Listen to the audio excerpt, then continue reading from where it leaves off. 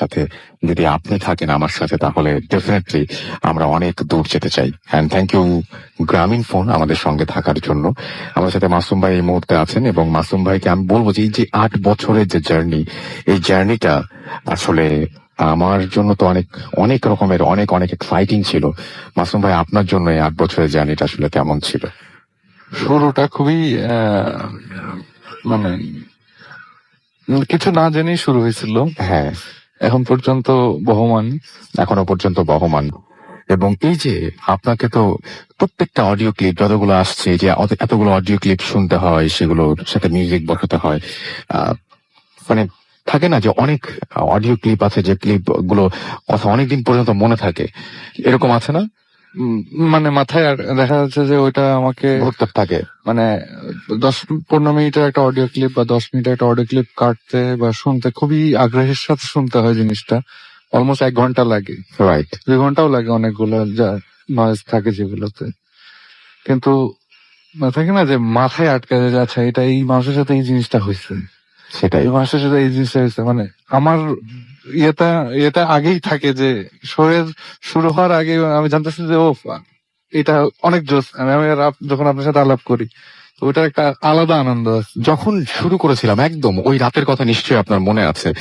সেই রাতে আমি বা আপনি, আমরা কেউ কি ভেবেছিলাম আসলে, সত্যি করে বলেন তো, যে 8টা বছর এভাবে পার হয়ে যাবে? অসম্ভব। মানে কোন সাউন্ড বাইট কি হবে জানি না, থাকে না যে অবাক হয়ে শুরু হয়ে গেছে। আপনি হয়তো প্রথমে এসে বললেন মাসুম কোনো তো ইন্ট্রো নাই, আমরা কিভাবে শুরু করবো? তাইলে ইন্ট্রো বানাই তাইলে। মানে 10 মিনিটের মধ্যে আধা ঘন্টা টাইম ছিল তখন, অ্যাটলিস্ট আধা ঘন্টার মতন টাইম ছিল। সুমন ভাইরা আসছে, এবার সবাই আসছে, আধা ঘন্টার মধ্যেই পুরো জিনিসটা রেডি করা হয়েছিল একদম। তো আপনি এই যে যারা ঘটনা পাঠান, আমি তো সবাইকে থ্যাঙ্কস জানাবোই, আপনিও আপনার পক্ষ থেকে যারা ঘটনা পাঠাতে থেকে একটু ধন্যবাদ জানাতে পারেন। মানে যারা ঘটনা পাঠান তারা তো বলবো যে শোটাকেই তারা ধরে রাখছে আর কি এখন পর্যন্ত। বাইরে যারা শুনছে বা শুনে যারা ঘটনা পাঠায়, তাদের কাছে আমি অনেকদিন ধরে আমার কোনো অভিযোগ নাই আপনাদের প্রতি। আপনারা খুব কষ্ট করে হয়তো বা ঘটনাটা পাঠান, খুবই আমার কাটতে হয়তো বা অনেক সময় অনেক ঘটনা আমি ইচ্ছা করে বাদ দিয়ে ফেলি, কারণ ঘটনাগুলোর মধ্যে অনেক থাকে না যে টেকনিক্যাল প্রবলেম আছে, অথবা আপনি কথা বলার সময় অনেকবার একই জিনিস বলছেন, অনেক সময় হয় এরকম। তো এটা মন খারাপ করার কিছু নেই। আমি বলবো যে যেকোনো একটা একদম ঠান্ডা, মানে কোনো গ্যাঞ্জাম নাই, কিছু নাই, এরকম একটা জায়গায় বসে একদম মন উজাড় করে আপনার ঘটনাটা রেকর্ড করেন। সেটাই লাগে না যে একদম আপনি যা ফিল করতেছেন ওইটাই রেকর্ড করেন, কিন্তু একটা এমন একটা জায়গায় যে রেকর্ড করেন আশপাশে যেন দিনের বেলা না, রাত্রে হলে সবচেয়ে ভালো। সেটাই। Thank you very much Masum ভাই, থ্যাংক ইউ। আমাদের সাথে কথা বলছিলাম মাসুম ভাইয়ের সাথে, এবং আপনারা সবাই জানেন যে ভূত FM 10 বছর পার করতে যাচ্ছে। এই তো মানে আর একটা দিন পরেই 10 বছর হয়ে যাবে ভূত FM, এবং আপনারা সবাই এই পথ চলায় আমাদের সঙ্গে ছিলেন বলে আপনাদেরকে অনেক ধন্যবাদ। এবং যারা ঘটনা পাঠিয়েছেন, এখানে এসে স্টুডিওতে এসে ঘটনা বলেছেন, এবং আমাদের সঙ্গে প্রতিনিয়ত যারা কিছুই করেননি শুধু শুনেছেন, তাদেরকেও অনেক ধন্যবাদ। যারা ফেসবুক পেজে এসে আমাদের পোস্ট গুলোতে লাইক দিয়েছেন, জানিয়েছেন ঘটনা কোনটা ভালো কোনটা মন্দ, তাদের সবার কাছে অনেক অনেক কৃতজ্ঞ আমরা। থ্যাংক ইউ ভেরি মাচ আমাদের সঙ্গে থাকার জন্য এই 8টি বছর। যাই হোক, স্টুডিওতে এসে ঘটনা বলতে যারা পারেন না তারা ইমেল করে দেন আমাদের কাছে, তেমনি একটা ইমেল আমার আজকে এই মুহূর্তে আমার হাতে আছে। সেই ইমেলটা দিয়েই শুরু করতে চাই আজকের ভূত FM। আশা করছি আপনাদের ভালো লাগে। স্টুডিওতে এসে ঘটনাটি বলা সম্ভব নয়, ভালো লাগলে পড়ে শোনাবার অনুরোধ রইল। আসসালামু আলাইকুম রাসেল ভাই। ওয়ালাইকুম সালাম। আশা করি আপনি ভালো আছেন। আমি আপনার নিয়মিত একজন শ্রোতা। আমার নাম মামুন আহমেদ, জেলা যশোর সদর, ডাক কুয়াদা বাজার, সিরাজ সিংহা। রাসেল ভাই, আমার নিজের সাথেই ঘটেছে এই ঘটনাটি, যেটা শুরু হয় 2010 সাল থেকে, আর এখনো রীতিমতো ঘটে চলেছে আমার সাথে। বর্তমানে আমার অবস্থা খুবই আশঙ্কাজনক। এখনো আমি বুঝতে পারছি বছর ধরে ঘটনাটি ঘটার কারণে আমার এই ঘটনাটি অনেক বড়, তাই যতটা সম্ভব ছোট করে বলার চেষ্টা করছি। তখন রমজান মাস, রমজানের প্রথম দিন। আমরা অনেকে মিলে আমাদের গ্রামের মসজিদে ইফতার করতে যাই। বলে রাখা ভালো যে আমাদের মসজিদটি পূর্ব ও উত্তর দিকে রয়েছে কবরস্থান, এবং দক্ষিণ দিকে রয়েছে বড় পুকুর, ও পশ্চিম দিকে রয়েছে অনেকগুলি বাড়ি। যা হোক, যাওয়ার পর হুজুর আমাকে ডেকে বলেন প্লেটগুলো ধুয়ে নিয়ে আসতে। যে কথা সেই কাজ, মসজিদের টিউবওয়েলটি খারাপ থাকায় পুকুরে দিতে যাই। প্লেটগুলো প্রায় ধোয়া শেষ, এমন সময় আমি খেয়াল করলাম আমার কানে কেমন যেন একটা সাউন্ড আসতে লাগছে। আওয়াজটি মনে হচ্ছিল আকাশের দিক থেকে আসছে। আমি আকাশের দিকে তাকিয়ে দেখতে পেলাম কি যেন শাড়ি বেঁধে খুব দ্রুত চলে যাচ্ছে। এমন সময় আমি লক্ষ্য করলাম যে কে যেন আমার দিকে এগিয়ে আসছে আকাশ থেকে। আমার চোখের পলক পড়তেই দেখতে পেলাম যে যে আসছিলেন সে আমার সামনে। সে আমাকে বলল, ভয় পেও না, আমি তোমার কোনো ক্ষতি করব না। তাকে দেখতে খুবই উজ্জ্বল লাগছিল, গায়ে জরি জাতীয় লম্বা পোশাক, হাতে ছিল একটা লাঠি জাতীয় কিছু, মাথার চুল পায়ের গোড়ালি পর্যন্ত। আমি তার কথার জবাবে বলি, আমি তো ভয় পেয়েছি। সে বলে, কই, তুমি তো ভয় পাওনি বলে আমার শরীরে 3 বার ফু দিল, আর বলল আজ সময় নেই, তোমার সাথে পরে দেখা করব, ভালো থাকো, বলেই অদৃশ্য হয়ে গেল। আমি প্লেটগুলো নিয়ে উপরে উঠে আসি। তারপর আমি আমার বন্ধুদের বলি, তোমরা কি কিছু দেখেছো আমার সামনে দাঁড়িয়ে থাকতে? ওরা বলে, কই না তো। আমি আর কাউকে কিছু বলি না, মনের ভুল ভেবে। ঈদের কিছুদিন পর আমি সেই মহিলাকে আবারও দেখতে পাই স্বপ্নে। তিনি আসেন, আমার সাথে কথা বলেন বিভিন্ন বিষয়ে। এভাবে চলতে থাকে কিছুদিন। তারপর একদিন তিনি আমাকে তাদের ওখানে নিয়ে যান বেড়াতে। আমাকে যেভাবে তিনি নিয়ে যান, তিনি আমাকে বলেন আমি যা পড়বো তুমিও তাই সাথে সাথে পড়বে। তিনি যা পাঠ করলেন আমি তার সাথে তাই পড়লাম, আর বললেন তুমি আমার হাতের ওপর উঠে দাঁড়াও। আমি সেই মুহূর্তে দেখতে পেলাম তার হাতটি বিশাল বড় হয়ে গেল। আমি উঠে দাঁড়ালাম। তারপর তিনি আমাকে বললেন, চোখ বন্ধ করো। আমি না বলা পর্যন্ত চোখ খুলবে না। আমি বলি, ঠিক আছে। 5-6 মিনিট পর বলল, চোখ খুলো। আমি চোখ খুলতেই দেখতে পেলাম রাজপ্রাসাদের মতো বাড়ি, মনে হচ্ছিল সোনা দিয়ে তৈরি করা, চারিদিকে ফুলের বাগান, অনেক বড় বড় গাছপালা, আর অনেক অদ্ভুত কিছু। তিনি আমাকে ওই রাজপ্রাসাদের বাড়ির মধ্যে নিয়ে যান, আমাকে একটি জায়গায়। সেই সময় একটা মেয়েকে দেখতে পাই। মেয়েটার মুখটা দেখা যাচ্ছিল না, মুখে একটা কাপড় জাতীয় কিছু ছিল। সেই কারণে আমি সেই মহিলার কাছে জিজ্ঞেস করতেই তিনি বললেন ও আমার একমাত্র মেয়ে। তারপর তিনি তার মেয়েকে ডেকে আমার সঙ্গে পরিচয় করিয়ে দেন। অনেক গল্প হয় আমাদের। তারপর তিনি আমাকে একটা লাঠির মতো কিছু দেন আর বলেন, এটা তোমার কাছে রাখো, তোমার সাথে আমরা দেখা করি এই বিষয়ে কারো সাথে কোনো কিছু বলবে না বা শেয়ার করবে না। তারপর আমি ওনাকে বলি আমি বাসায় যেতে চাই। তারপর আর কিছু মনে নেই। সকালে ঘুম থেকে উঠে স্বপ্নের কথা ভাবি, আর নিজে মজাও পাই। স্বপ্ন তো স্বপ্নই, কিন্তু হাত মুখ ধুতে গিয়ে দেখতে পেলাম আমার ডান হাতে যে লাঠিটা দিয়েছিল সেই লাঠির দাগ আমার হাতের মধ্যে রয়েছে। পানিও সাবান দিয়ে ধোয়ার চেষ্টা করছি, কিন্তু কিছু হচ্ছে না। তারপর এই দাগটি আমার হাতে থাকে অনেক দিন। আস্তে আস্তে দাগটি অদৃশ্য হয়ে যায়। তারপর ভালোই যেতে থাকে দিনকাল। অনেকদিন পর মাঝে মাঝে স্বপ্নে আসে, আমাকে নিয়ে যায়, আবার ফিরে আসে, এভাবে চলতে থাকে। হঠাৎ একদিন আমাকে নিয়ে যায়, কিন্তু আর আমাকে বাড়িতে আসতে দেয়া হবে না বলে। আমি প্রশ্ন করলাম, কেন আমাকে যেতে দেবেন না? তিনি আমাকে বললেন, দেখো, আমাদের একমাত্র মেয়ে আমাদের কাছে যা চেয়েছে তাই পেয়েছে, আর আমার মেয়েটা খুবই জেদি, তোমাকে ওর ভালো লেগেছে এই কারণে। আমি বললাম, তাকে কৌতূহল করে দেখেন, আমি তো তার চেহারা কখনো দেখিনি, একটা আবরণ থাকে সব সময়, তবে আমি কিভাবে রাজি হব? তিনি আমাকে বললেন, তুমি ওকে দেখতে চাও? আমি বলি, হ্যাঁ। তিনি বলেন, দেখো, আমাদের মধ্যেকার নিয়ম আছে, দেখতে চাইলে দেখা সম্ভব না, কিন্তু তুমি দেখতে পাবে, তবে সাবধানে, ও বুঝতে পারলে তোমার ক্ষতি হবে। তুমি ওর আশপাশ দিয়ে 7 বার ঘুরবে এবং একটানে ওর মুখের আবরণটি খুলতে যদি পারো তবে দেখতে পাবে। যে কথা সেই কাজ। অনেক কষ্ট করে আমি এই কাজটি হাসিল করলাম। আবরণটি খোলবার সাথে সাথে দেখি মেয়েটি অদৃশ্য হয়ে গেল। কিছু সময় পর দেখি একটি সুন্দর মেয়ে আমার দিকে হেঁটে এগিয়ে আসছে।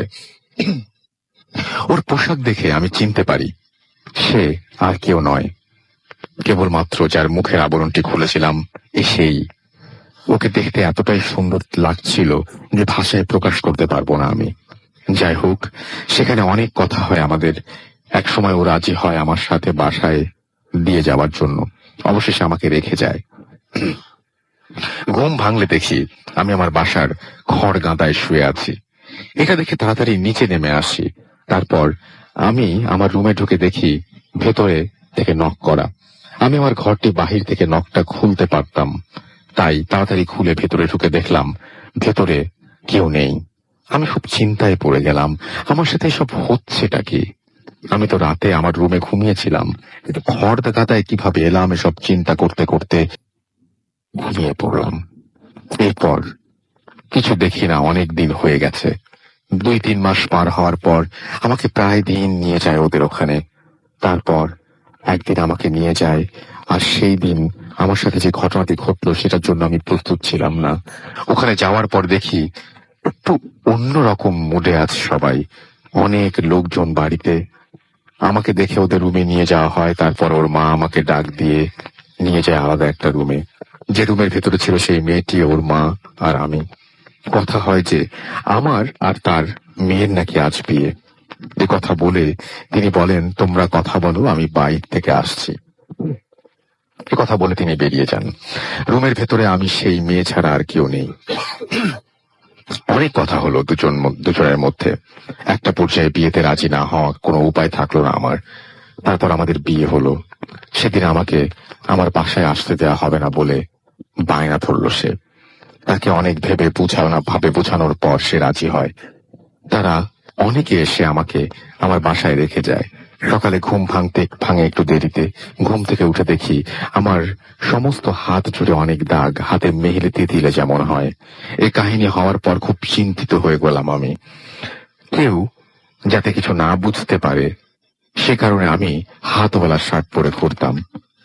তারপর ভালোভাবে কাটতে লাগলো। কিছুদিন যাওয়ার পর একদিন আমি আমার বাজার থেকে বাড়ির দিকে একা একা আসছিলাম। রাস্তা ফাঁকা, এক পাশে মাঠ, অন্য পাশে বাগান। হঠাৎ আমার সামনে এসে হাজির হলো আমার সেই স্বপ্নে দেখা মেয়েটি, যার সাথে কিছুদিন আগে আমার বিয়ে হয়েছিল। আমি তখন থমকে দাঁড়িয়েছিলাম, আমার মুখে কোনো ভাষা ছিল না, শুধু শরীরটা ঘামছিল। ঠিক সে সময় ও বলল, আমায় চিনতে পারছো না? এমন ভাবে অনেক কথা বলে এক সময় ও আজ আমি তোমাদের ওখানে নিয়ে যাব, আমাকে নিয়ে যাবে এবং আসতে দেবে না বলে বায়না করে। আমি ভাবতে পারছিলাম না আমি কি করব। ওকে আমি অনেক কথা বলে ফেরত পাঠিয়ে দিলাম। ও চলে গেল। মাঝে মধ্যে ও এসে আমার সাথে সরাসরি দেখা করত এবং বলতো। এভাবে কাটতে লাগলো জীবন। 3-4 মাস আর আসে না, দেখা হয় না। মনে মনে ভাবলাম, যাক, বাঁচা গেছে। 2014 সাল। আমি তখন কলেজে নতুন। অনেক বন্ধু হলো আমার। একদিন বাসায় ফিরতে অনেক রাত হয়ে যায়, আনুমানিক 10টা থেকে 10টা 30 মিনিট। এক পায়ে হেঁটে রাস্তা দিয়ে আসছিলাম। রাস্তাটা ছিল ঘন অন্ধকার, চারিদিক থেকে ঝিঝি পোকার ডাক। এক জায়গাতে আসার পর আমার শরীরটা কেন যেন ভারী হয়ে গেল। জায়গাটার বিবরণ না দিলেই নয়, ওই স্থানটির নাম ব্যাপারী দিঘি। কালীতলা, ফাঁকা মাঠ এবং রাস্তা বাদে চারিদিকে কবরস্থান। এমনিতে জায়গাটি সকলের কাছে ভয়ের ছিল। আমি মনে মনে সাহস জোগাই আর এগোতে থাকলাম বাসার দিকে। একটা সময় আমি লক্ষ্য করলাম আমি হাঁটছি, তবে স্থান পরিবর্তিত হচ্ছে না। আস্তে আস্তে আমার পা আর চলছে না। মনে হচ্ছিল পেছন থেকে কে যেন পা টেনে ধরেছে।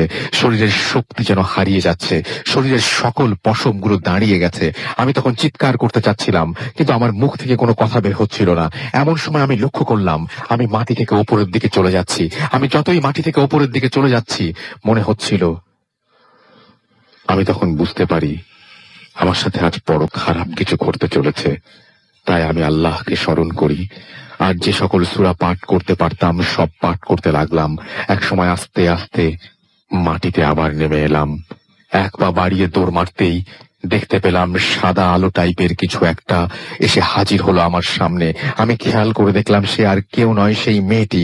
ওকে দেখার পর আমি আবার সাহস ফিরে পাই। ও আমাকে বলল, কি ভয় পেয়েছো?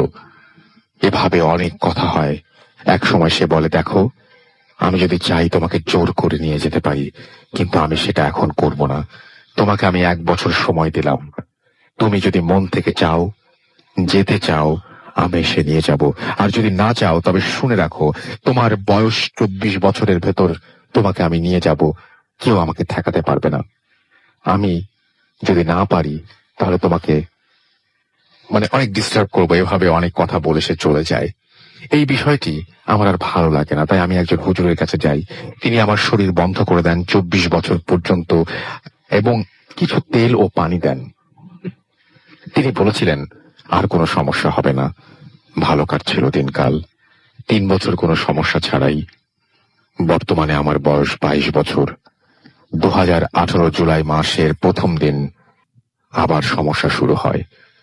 সরাসরি দেখা দিচ্ছে, কথা বলছে, কিন্তু আমাকে ধরতে পারছে না, শরীর বন্ধ থাকায়। এখন রাতে আমি ঘুমোতে পারছি না। চোখের সামনে ওর ছবি ভাসছে। আমার চেহারা খারাপ হয়ে যাচ্ছে, শরীরের ওজন কমে যাচ্ছে, কিছুতে মন বসছে না। আমি এখন কি করব বুঝতে পারছি না। আপনাদের কাছে কোনো সমাধান থাকলে আমাকে বলবেন প্লিজ। ঘটনাটি পড়ে শোনাবার অনুরোধ রইল। আমার ঘটনাটি সিলেক্ট হলে আমাকে জানাবেন প্লিজ। ভূত এফএমের জন্য শুভকামনা। তারপরে তিনি তার ফোন নাম্বার শেয়ার করেছেন। থ্যাংক ইউ ভেরি মাচ আপনার ঘটনার জন্য। এবং একটা জিনিস নিয়ে আমি খুব চিন্তিত, যিনি ঘটনাটি পাঠিয়েছেন বর্তমানে তিনি এই ঘটনাটি ফেস করছেন, এবং তার সমস্যাটা এখন আছে, এবং চলমান একটা সমস্যা, এবং যে সমস্যাটি এই জুলাই মাসে আবার শুরু হয়েছে। এই তো জুলাই মাস গেল, এটা অগাস্টে পড়েছি আমরা। আর তার আমার কাছে তো কোনো সমাধান নেই। যারা শুনছেন তাদের কাছে যদি কোনো সমাধান থাকে আপনারা জানাবেন।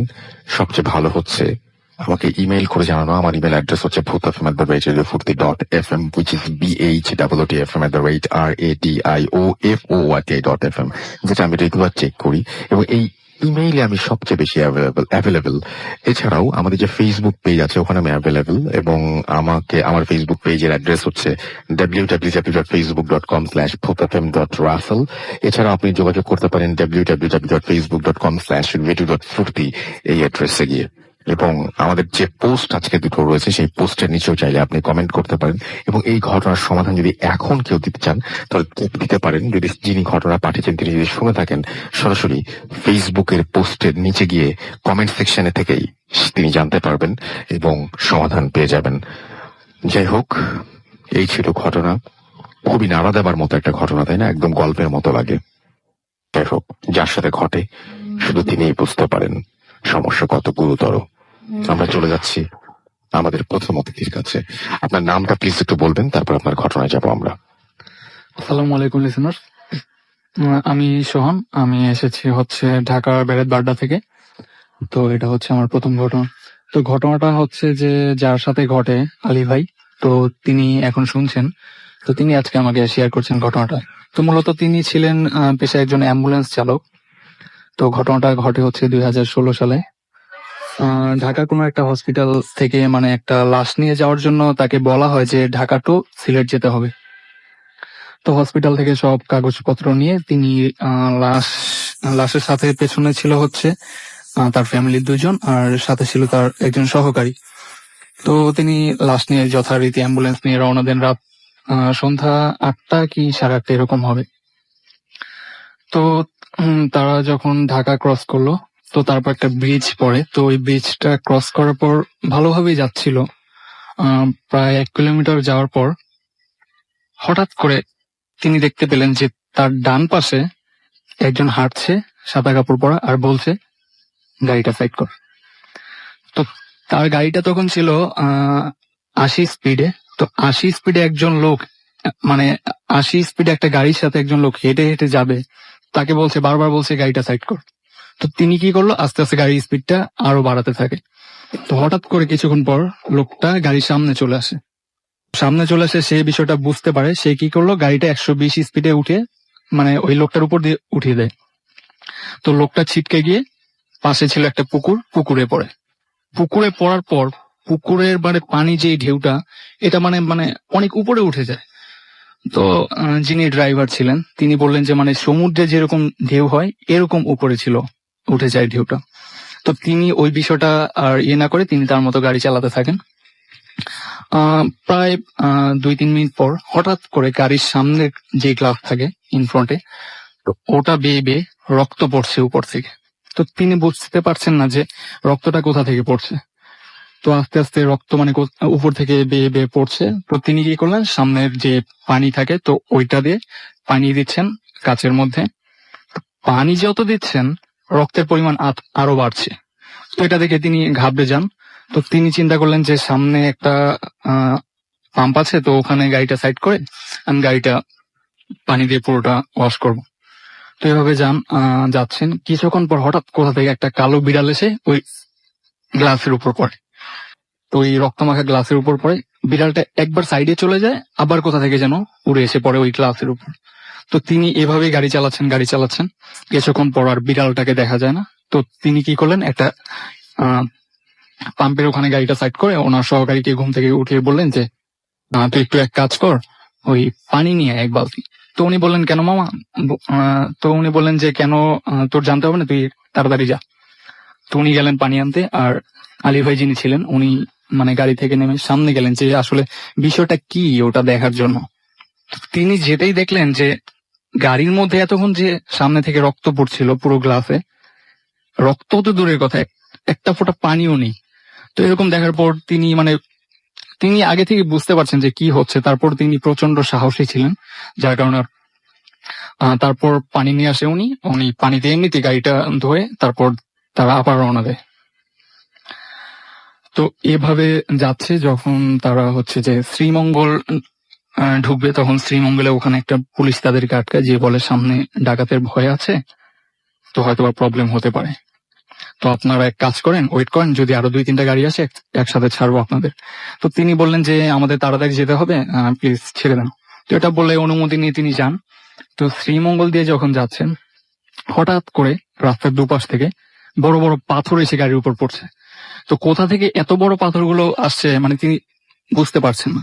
তো পাথরগুলো গাড়ির সামনে এসে যখন গাড়ির কাছাকাছি এসে পড়ছে আর হাওয়ায় মিলিয়ে যাচ্ছে, এরকম মনে হচ্ছে গাড়ির উপর এসে পড়বে। তো এরকম হচ্ছে এর মধ্য দিয়ে তিনি ড্রাইভ করছেন। তো আর কিছুক্ষণ যাওয়ার পর তো গাড়িটা একটু ঝাঁকি লাগে, আর পেছনে যে লাশটা ছিল স্ট্রেচারে, তো লাশটা নিচে পড়ে। তো তার বাড়ির লোক তারা উঠে যায়, বললো গাড়িটা একটু প্লিজ সাইড করেন, লাশটা তুলতে হবে। তো তিনি গাড়িটা সাইড করে যথারীতি লাশটা গাড়িতে তুলে তারপর আবার তার যাত্রা শুরু করে। তো এভাবে কিছু দূর যাওয়ার পর হঠাৎ করে মানে চারপাশে ছিল জঙ্গল, তো জঙ্গলের ভেতর থেকে আস্তে আস্তে 1-2টা করে শিয়াল বের হয়ে আসছে। তো 2-3টা করে শিয়াল দেখা যাচ্ছে যে রাস্তা পার হচ্ছে, তো গাড়ির সামনে আসছে। আস্তে আস্তে যতই এগোচ্ছে তারা, শিয়াল দেখা যাচ্ছে আরো বেড়ে যাচ্ছে। তো আমরা জানি যে শিয়ালের চোখে বা কুকুরের চোখে রাতের বেলা লাইট পড়লে চোখ জ্বলজ্বল করে, এটা স্বাভাবিক।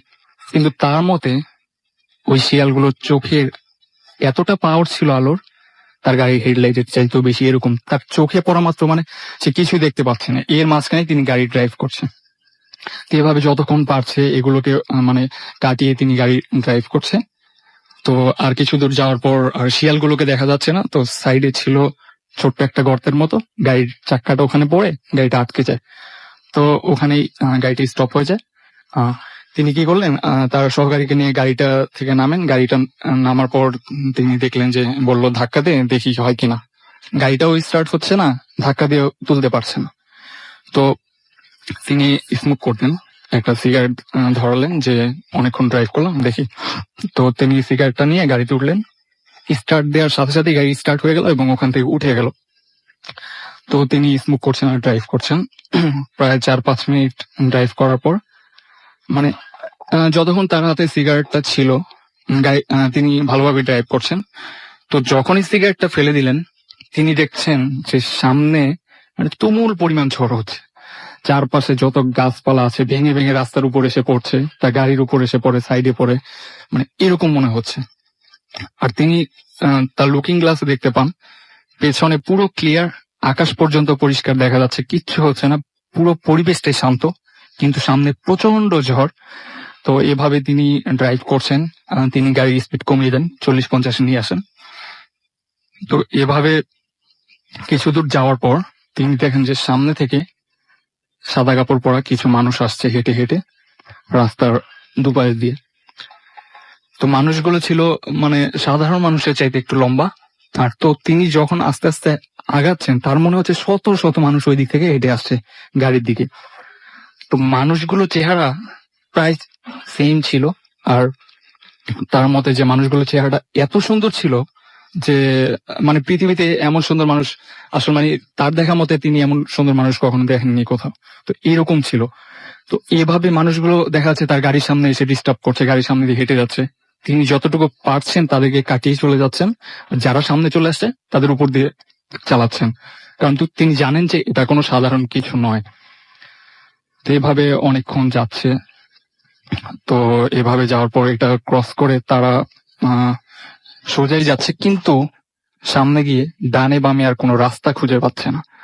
তো তিনি পেছনে বললেন যে আচ্ছা, আমরা যে যাচ্ছি আপনারা কোথায় যাবেন সেটা বলেন, আমি তো রাস্তা খুঁজে পাচ্ছি না ডানে বামে। ওনারাও দেখলো যে রাস্তা ডানে বামে কোথাও খুঁজে পাওয়া যাচ্ছে না।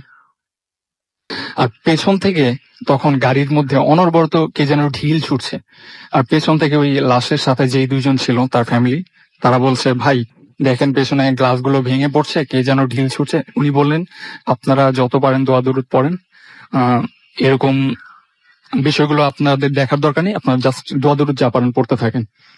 তারপর এভাবে চলতে থাকে। কিছু দূর যাওয়ার পর তিনি পেছন থেকে ওরা বললো যে গাড়িটা ব্যাক করেন, সামনে গিয়ে ডান দিকে যেতে হবে। তো উনি গাড়িটা ব্যাক করলেন। তো ব্যাক করার পরই হঠাৎ করে পেছন থেকে ওরা বলল যে লাশ থেকে রক্ত বের হচ্ছে, লাশের মাথা থেকে। তো উনি পেছনে গেলেন, ওনার কাছে বিষয়টা একটু মানে কেমন যেন লাগলো, যে লাশটা আসলে পোস্টমর্টমের লাশ ছিল না, আর হচ্ছে এটা কোনো মানে অদ্ভুত মৃত্যু ছিল না।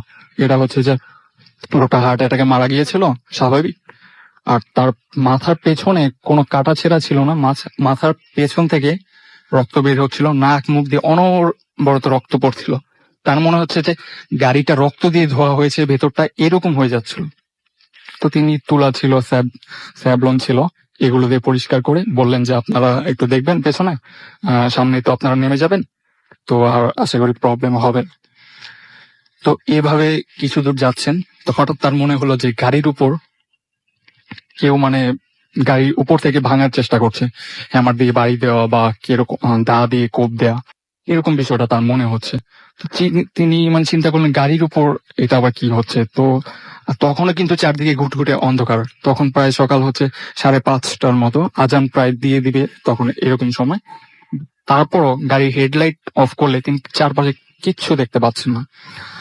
তো গাড়ির উপরে যে অ্যাম্বুলেন্সের লাইট থাকে ওইটার আলোতে তিনি মানে চেষ্টা করলেন যে দেখি উপরে কি হচ্ছে। তিনি লুকিং গ্লাসটা আস্তে করে উপরের দিকে ঘুরিয়ে দিলেন দেখার জন্য। তো লুকিং গ্লাসে তিনি দেখলেন যে গাড়ির উপরে দুইজন বসে আছে, তারা কিছুটা মানুষের মতো, কিন্তু আসলে মানুষ বলা যায় না। যে তাদের শরীরটা ছিল মানে কালো লোমে ভরা, তারা দেখতেও কালো ছিল। বড় দুজন বসে আছে গাড়ির উপর, আর 2-3টা শিয়াল গাড়ির উপর লাফালাফি করছে, এখান থেকে ওখানে মারামারি করছে, এরকম তার কাছে মনে হচ্ছে। তিনি সূরা ইউনূস পাঠ করেন, তিনি মানে এভাবে চালাচ্ছেন যে আল্লাহ কি হচ্ছে আমার সাথে এসব। তো কিছুক্ষণ পর আস্তে আস্তে সব ঠিক হয়ে যায়। তো তার কাছে লুকিং গ্লাসে তিনি দেখতে পান যে তার পেছনে যে লাশটা ছিল, লাশের শরীর থেকে রক্ত এমন ভাবে পড়ছে তার মনে হচ্ছে গাড়ির মানে ফাঁকা যে জায়গাগুলো, ওই জায়গাগুলো দিয়ে রক্ত রাস্তার মধ্যে পড়ছে। তো এভাবে তিনি যাচ্ছেন। তো যাওয়ার পর তার পেছন থেকে ফ্যামিলির লোকরা বললো যে ডান দিকে যান, ডান দিকে আমাদের বাড়ি। তো তখন রক্ত পড়া বন্ধ হয়ে যায়, তিনি ডান দিকে বাড়ির সামনে চলে যান। তো লাশটা যখন নামাবেন, রাসেল ভাই গাড়ির ভিতরে মানে কোনো রক্ত ছিল না, কোনো কিচ্ছু না। তখন যখন লাশটা থেকে ব্লিডিং হচ্ছিল, সাদা কাপড়টা ছিল, ওই কাপড়টাও কিন্তু রক্তে মেখে গিয়েছিল, কিন্তু কাপড়টাতে একটা ফোঁটা রক্তের স্পট ছিল না। তো তারা গাড়ি থেকে লাশটা নামালেন, সবাই আসছে যে যিনি মারা গেছেন তাকে দেখার জন্য। তো যখন ওনার মুখ থেকে সাদা কাপড়টা সরাবেন, সবাই দেখতে আসছেন, তো মানে এমন মানে কিছু হবে তারা কল্পনাও করতে পারেনি। লাস্টার মুখটা থেকে কাপড়টা সরাতেই তারা দেখতে পেলেন যে লাস্টার মুখটা জাস্ট একটা কঙ্কাল, মাথাটা পুরাটা কঙ্কাল, পুরো বডিটা ঠিক আছে, মাথাটা পুরো কঙ্কাল হয়েছে এরকম। তো সবাই মানে অনেকে ভয়ে ওখান থেকে চলে যায়। তো অনেকে ওই ড্রাইভার আলী ভাইকে ধরেন যে আসলে কি হলো, লাশটা ঠিক মতো এটা কার লাশ? তো উনি বললেন লাশ তো ঠিকই ছিল, আপনার বাড়ির লোকেরা ছিল পেছনে, ওদেরকে জিজ্ঞেস করেন। তো বললেন এভাবে এরকম হলো কিভাবে? উনি বলেন আমি তো জানি না, পথির মধ্যে এরকম হয়েছে, অনেক সমস্যা হয়েছে, তো লাশটা জাস্ট মানে আমিও বুঝতে পারছি না, আমিও তো কিছুক্ষণ আগে দেখেছি যে লাশটা থেকে ব্লিডিং হচ্ছিল, ঠিক আছে লাশটা, এখন মাথাটা এরকম হলো কিভাবে? তো এটা বলার পর তিনি বললেন আমার ভাড়াটা দিয়ে দেন, আমি চলে যাই। তো অনেক আকুতি মিনতি করে ভাড়াটা নিয়ে তিনি চলে আসার সময় অনেকে নাকি বলছিলেন যে আসলে হয়তো মানুষ দুনিয়াতে খারাপ কাজ করলে এরকম হয় পরবর্তীতে। তো অনেকে বলছিলেন যে লোকটা নাকি মানে দুনিয়াতে ভালো ছিল না, আল্লাহ মাফ করুক, মানে তেমন বলছিল। তো তিনি ওখান থেকে ঢাকা আসতে তখন তার সময় লাগে মাত্র 3 ঘন্টা। বাট সে যে ঢাকা থেকে সিলেট গিয়েছিল রাত্রে সন্ধ্যা 8টা কি 8:30 থেকে তার সকাল 6টা পর্যন্ত সময় লেগেছিল যেতে, কোনো জ্যাম ছাড়াই। না রাতের বেলা কিন্তু রাস্তায় কোনো জ্যাম থাকে না, ফাঁকা, আর সময় সর্বোচ্চ 3 থেকে 4 ঘন্টার মধ্যে পৌঁছানো যায়। তো তিনি আসার সময় ঠিক 3 ঘন্টার মধ্যে চলে আসছে। তো হসপিটালে আসার পর তিনি সবাইকে বলেন যে এই ঘটনাটা, সব কাগজপত্র যা ছিল জমা দিয়ে তিনি কিছুদিনের জন্য ওই অ্যাম্বুলেন্স চালানো ছেড়ে দেন। তো এটা ছিল 2016 সালে তার সাথে ঘটা ঘটনা। তো এই ছিল রাসেল ভাই আমার first story. Thank you so much আপনার ঘটনার জন্য, আপনাকে অনেক অনেক ধন্যবাদ। এবং আমি দেখতে পাচ্ছি অনেকে আমাকে কমেন্ট করছেন। কারণ একটু চিন্তা করে দেখেন যে লাশ, আমি প্রথম শুনলাম যে একটা লাশ খোলার পরে দেখা যায় যে মাথাটা শুধু কঙ্কাল হয়ে আছে, পুরো লাশটা ঠিক আছে। এটা খুবই অদ্ভুত ব্যাপার। মাথা অনেকে খেয়ে ফেলে বা কলিজা খেয়ে ফেলে, এরকম ধরনের অনেক কিছু শোনাচ্ছি আমরা। বাট এটা অনেক নতুন একটা ব্যাপার যে একটা লাশ আপনি খোলার পরে দেখতে পেলেন যে তার মাথাটা কঙ্কাল হয়ে আছে। ভাবুন, শুধু একবার চিন্তা করে দেখুন যে আপনার সামনে লাশের কাফন সরানোর সময় সঙ্গে সঙ্গে যদি আপনি এইরকম কোন দৃশ্য দেখেন, সেই দৃশ্যটা কিভাবে নেবেন? ইয়াসিন শাফরাজ শফিন, খুবই ভয় লাগছে, চালিয়ে যান, লিখেছেন তাই। সালমান খান আমাদের লিখেছেন রাসেল ভাই কমেন্ট পড়া হয় না, আমি নাটক থেকে শুনছি। মাহমুদা আক্তার লিমা আমাকে লিখেছেন, গাজীপুর থেকে শুনছেন, তিনি লিখেছেন আই লাভ ভূত এফএম। নোয়াখালী থেকে শুনছেন MD Anamul Haque Nehan. Ashraful Mahmud ash Kuwait থেকে শুনছেন, অ্যাপ দিয়ে, অ্যাপের ছবি আপলোড করেছেন।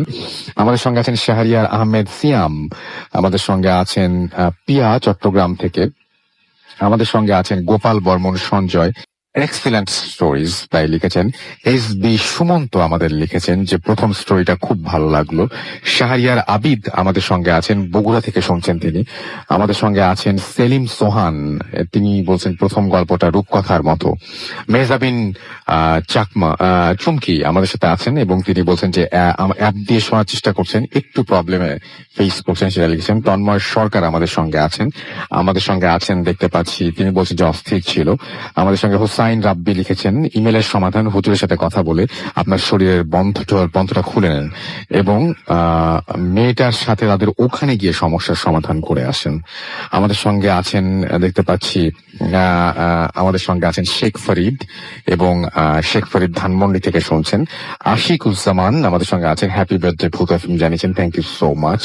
এমডি নাইম হাসান আমাদের সঙ্গে আছেন, লিখেছেন আই লাভ ভূত এফএম। এস বি সুমন্ত আমাদের সঙ্গে আছেন, আমাদের সঙ্গে আছেন দেখতে পাচ্ছি তনিমেশ রয়, মংলা থেকে শুনছেন তিনি। শারমিন আক্তার তুলি আমাদের সঙ্গে আছেন, এমডি তপু আমাদের সঙ্গে আছেন, এসবি আমাদের সঙ্গে আছেন দেখতে পাচ্ছি সাগর সরকার, আমাদের সঙ্গে আছেন দেখতে পাচ্ছি মাজহারুল মোর্শেদ। আলিম ভাই কবে আসবেন? এই তো কয়েকদিন আগে এসেছিলেন। কে এম রায়ান আমাদের সঙ্গে আছেন, রায়হান, এবং তিনি বলছেন আমি যেতে চাই পরীর দেশে। আমাদের সঙ্গে আছেন দেখতে পাচ্ছি এছাড়াও তারেক ইমন তাকি, এবং তিনি বলছেন যে তার কাছে অনেক ঘটনা রয়েছে, পাঠিয়ে দিন আমাদের ঘটনাগুলো ভূত@radio40.fm এই অ্যাড্রেসে। এমডি রিয়াদ হোসাইন শান্ত আমাদের সঙ্গে আছেন, আমাদের সঙ্গে আছেন লিটন নাটোর থেকে, আমাদের সঙ্গে আছেন শাহরিয়ার আবিদ বগুড়া থেকে, আমাদের সঙ্গে আছেন নবীন রহমান, তিনিও নাটোর থেকে শুনছেন। এমডি ওমর আমাদের সঙ্গে আছেন, আমাদের সঙ্গে আছেন আতিকুর রহমান সাতক্ষীরা থেকে শুনছেন। খুশি চৌধুরী আমাদের সঙ্গে আছেন এবং আছে মাথা পেইন করছে তাও ভূত এফএম শুনছি, বন্ধ করছি না। আপনার সুস্থতা কামনা করছি। আমাদের সঙ্গে আছেন স্নিগ্ধা মনিকা এবং আমাদের সঙ্গে আছেন আরিয়ান খান। এছাড়া আমাদের সঙ্গে আছেন দেখতে পাচ্ছি ম্যাট ব্রোডি, খুলনা থেকে শুনছেন তিনি। আমাদের সঙ্গে আছেন রানা খান। আর যে সবুজ আমাদের সঙ্গে আছেন, ইমেলটা অসাধারণ। আমাদের সঙ্গে আছেন দেখতে পাচ্ছি এস বি সুবন রানা পাবনা থেকে। আমাদের সঙ্গে আছেন শুভ মাহমুদ, পল্টন থেকে শুনছেন তিনি। মোস্তাকিম আমাদের সঙ্গে আছেন। আমাদের সঙ্গে আছেন আফরান ফাহাদ। আমাদের সঙ্গে আছেন সাদিয়া সুলতানা। রাউফ ইসলাম আমাদের সঙ্গে আছেন। আমাদের সঙ্গে আছেন এমডি সাব্বির সহ আরো অনেকে। আপনাদের সবাইকে অনেক ধন্যবাদ। আমি একে একে আরো মেসেজ পড়ার বা আপনাদের কমেন্ট পড়ার চেষ্টা করবো। আপাতত একটা ছোট্ট বিরতিতে চলে যাব এবং বিরতির পরে আবারও ফিরে আসবো। সেই পর্যন্ত আমাদের সঙ্গেই থাকুন। Stay tuned to Radio Fruity, 88 FM, and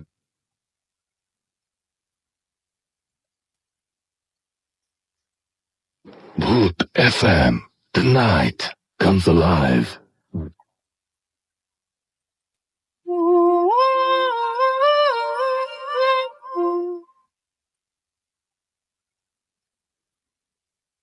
yes, the night comes alive with Gramin Phone. You are listening to Radio Fruity, 88 FM. আমি রাসেল আছি সাথে। আমার সাথে রয়েছে মাসুম ভাই এবং আজকের অতিথিরা। আমাদের যে রেডিও ফুর্তি পেজ, সেই পেজ থেকেও কিছু মেসেজ কিছু কমেন্ট আমি পড়তে চাই। আমাদের সঙ্গে আছেন তৌহিদ, আমাদের সঙ্গে আছেন সবুজ মেহরাব হোসেন, তিনি শুনছেন কুষ্টিয়া থেকে। আমাদের সঙ্গে আছেন স্বপ্নিল রহমান। এছাড়াও শেখ আজহার রাফি আমাদের সঙ্গে আছেন, অ্যাপ দিয়ে শুনছেন। নোবেলিস্ট বক্তি আমাদের সঙ্গে আছেন। আমাদের সঙ্গে আছেন দেখতে পাচ্ছি RH রাকিব আল হাসান। আমাদের সঙ্গে আছেন দেখতে পাচ্ছি আহমেদ মুয়াজ্জেম। এছাড়াও আমাদের সঙ্গে আছেন নাইম ইসলাম নীরব। আমাদের সঙ্গে আছেন আহমেদুর রহমান সুমন, বগুড়া থেকে শুনছেন। মোহাম্মদ নাহিদ হাসান চাঁদপুর থেকে শুনছেন। আমাদের সঙ্গে আছেন রকিবুল আহমেদ, তিনি বলছেন যে ইমেলটি অনেক ভালো ছিল। সাইমা আমাদের সঙ্গে আছেন এবং ঢাকা ইউনিভার্সিটি থেকে তিনি শুনছেন আমাদের সাথে। আছেন এই মুহূর্তে শাহরিয়ার শুভ। এছাড়াও এমডি আসমাউল হক নীল আমাদের সঙ্গে আছেন। রাফসান আহমেদ স্পর্শ, তারা 5 বন্ধু মিলে শুনছেন। আমাদের সঙ্গে আছেন অফুরন্ত প্রেম। এছাড়াও আমাদের সঙ্গে আছেন দেখতে পাচ্ছি সাদিক প্রত্যয়, আছেন SM Masum Khan, the great little boy আমাদের সঙ্গে আছেন। আমাদের সঙ্গে আছেন আশিকুর রহমান প্রান্ত। এছাড়াও আমাদের সঙ্গে আরো অনেকেই আছেন, যেমন ইয়াসিন শাফিন আমাদের সঙ্গে আছেন। আমাদের সঙ্গে আছেন শম্পা, এছাড়াও আমাদের সঙ্গে এবং শম্পা শেলি আমাদের সঙ্গে আছেন দেখতে পাচ্ছি। এছাড়াও আরাফাত ফয়সাল আরাফাত আমাদের সঙ্গে আছেন। দেখতে পাচ্ছি মোহাম্মদ হুসাইন, আব্দুল্লাহ আল সৌদ, সাইম রহমান রায়ান সিনিয়র মিরপুর থেকে। SA বনি আমাদের সঙ্গে আছেন। মোহাম্মদ ওসমান সাদি আমাদের সঙ্গে আছেন। আমাদের সঙ্গে আছেন MD পারভেজ নয়ন জিনাইদা কালীগঞ্জ থেকে। MD রাকিব আল হাসান আমাদের সঙ্গে আছেন। আমাদের সঙ্গে আছেন হাসান রেজা আছেন। আমাদের সঙ্গে আহমেদ শাহেদ, শূন্য চিরকুট, মেঘবর নম্বর, আরিফ ইসলাম, ফারহানা নীলু আমাদের সঙ্গে আছেন এই মুহূর্তে দেখতে পাচ্ছি। এছাড়াও SM মাসুম খান আমাদের সঙ্গে আছেন। আহমেদ শাহেদ, মোহাম্মদ আলহাজ আলী, এছাড়াও আছেন সৌরভ চৌধুরী, DCS সৌরভ খুলনা থেকে। জরিফ আমাদের সঙ্গে আছেন। আমাদের সঙ্গে আছেন দেখতে পাচ্ছি কিশোরগঞ্জ থেকে হৃদয়। আমাদের সঙ্গে আছেন সাইদ SK, এবং তার নাকি কমেন্ট কখনো পড়া হয় না, তিনি তাই লিখেছেন। আমাদের সঙ্গে আছেন অয়ন দাস, খুলনা থেকে শুনছি। আমাদের সঙ্গে আছেন DS দোলন, নয়ন, আশিকুর রহমান। এছাড়াও আমাদের সঙ্গে আরো অনেকেই আছেন। আমাদের দুটো পেজের অ্যাড্রেস হচ্ছে www.facebook.com/radiofuti and www.facebook.com/bhutafm.russell। আপনার নাম, ঠিকানা এবং ফোন নাম্বার সহ আপনি যদি ইমেইল করতে চান, আমাদের ইমেল অ্যাড্রেস হচ্ছে bhutafm@radiofuti.fm। চলে যাচ্ছি আমাদের দ্বিতীয় অতিথির কাছে, তার ঘটনাটি শুনে আসবো। আপনার নাম, তারপর আপনার ঘটনা, কোথা থেকে এসেছেন একটু কাইন্ডলি তার আগে বলবেন। আসসালামু আলাইকুম লিসেনার, আমি জুবায়ের ধানমন্ডি থেকে এসেছি। চলে যায় আপনার ঘটনা। কথা না বলে ঘটনায় চলে যায়। এটা আমার ফার্স্ট স্টোরি। জি। ঘটনাটা ঘটে পশ্চিম আগারগাঁওয়ের একটা বাসায়। বিল্ডিংটা ছিল GTCL কোম্পানির একদমই নিকটবর্তী। জি। বিল্ডিংটা ছিল 4 তলা। হুম। 4 তলায় 4টা ফ্ল্যাট ছিল। তো 4 তলায় যারা থাকতো তাদের সাথে এই ঘটনাগুলো ঘটতো বেশি আর কি। আচ্ছা। তো 4 তলার কোনো একটা ফ্ল্যাটে আমার আন্টি বাসা ছিল। তো আমি আন্টির বাসায় বেড়াতে গিয়েছিলাম, তখন সেখান থেকে ঘটনাটা জানতে পারি। ওকে, চলে যায় আপনার ঘটনায়। তো আন্টি বলে যে বাসায় ওঠার পর থেকে অদ্ভুত কিছু ঘটনা ঘটতে থাকে আন্টির সাথে, এবং পাশে যে তাদের প্রতিবেশী আছে তাদের সাথে।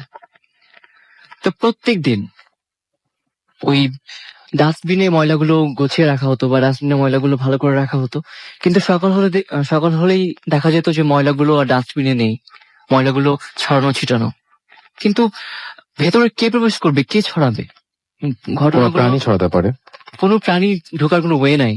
বাসায় তো পুরো লক করা, জানালাগুলো লক করা, দরজা লক করা। আচ্ছা, বাসার ভেতরে ডাস্ট। বাসার ভিতরে ডাস্টবিন থাকে, আচ্ছা। মানে রান্নাঘরে ডাস্টবিনটা থাকে, হ্যাঁ হ্যাঁ, রান্নাঘরের যে ময়লা ফেলার ময়লা জায়গা। ফেলার এগুলো আচ্ছা, সেগুলো কিন্তু okay. পুরোটা ছড়ানো ছিটানো থাকে। আচ্ছা। এইভাবে প্রত্যেকদিন চলতে থাকে। তো আন্টি প্রচুর ডিস্টার্ব হয়, বাট বাসাটা ছাড়তে পারছিল না, কোনো এক কারণে যাই হোক বাসাটা ছাড়তে পারছিল না। তো আমি যখন বেড়াতে যাই, আমি আর আমার ফুফাতো ভাই, মানে আমার আন্টির বড় ছেলে ঘুমিয়ে আছে। হঠাৎ করে রাত 2টা মতো হবে, আমরা দুজনে ফেসবুকিং করতেছিলাম। তো হঠাৎ করে মনে হলো যে বাথরুমের যে ঝর্ণাটা ওটা চালু হয়ে গেছে। হুম।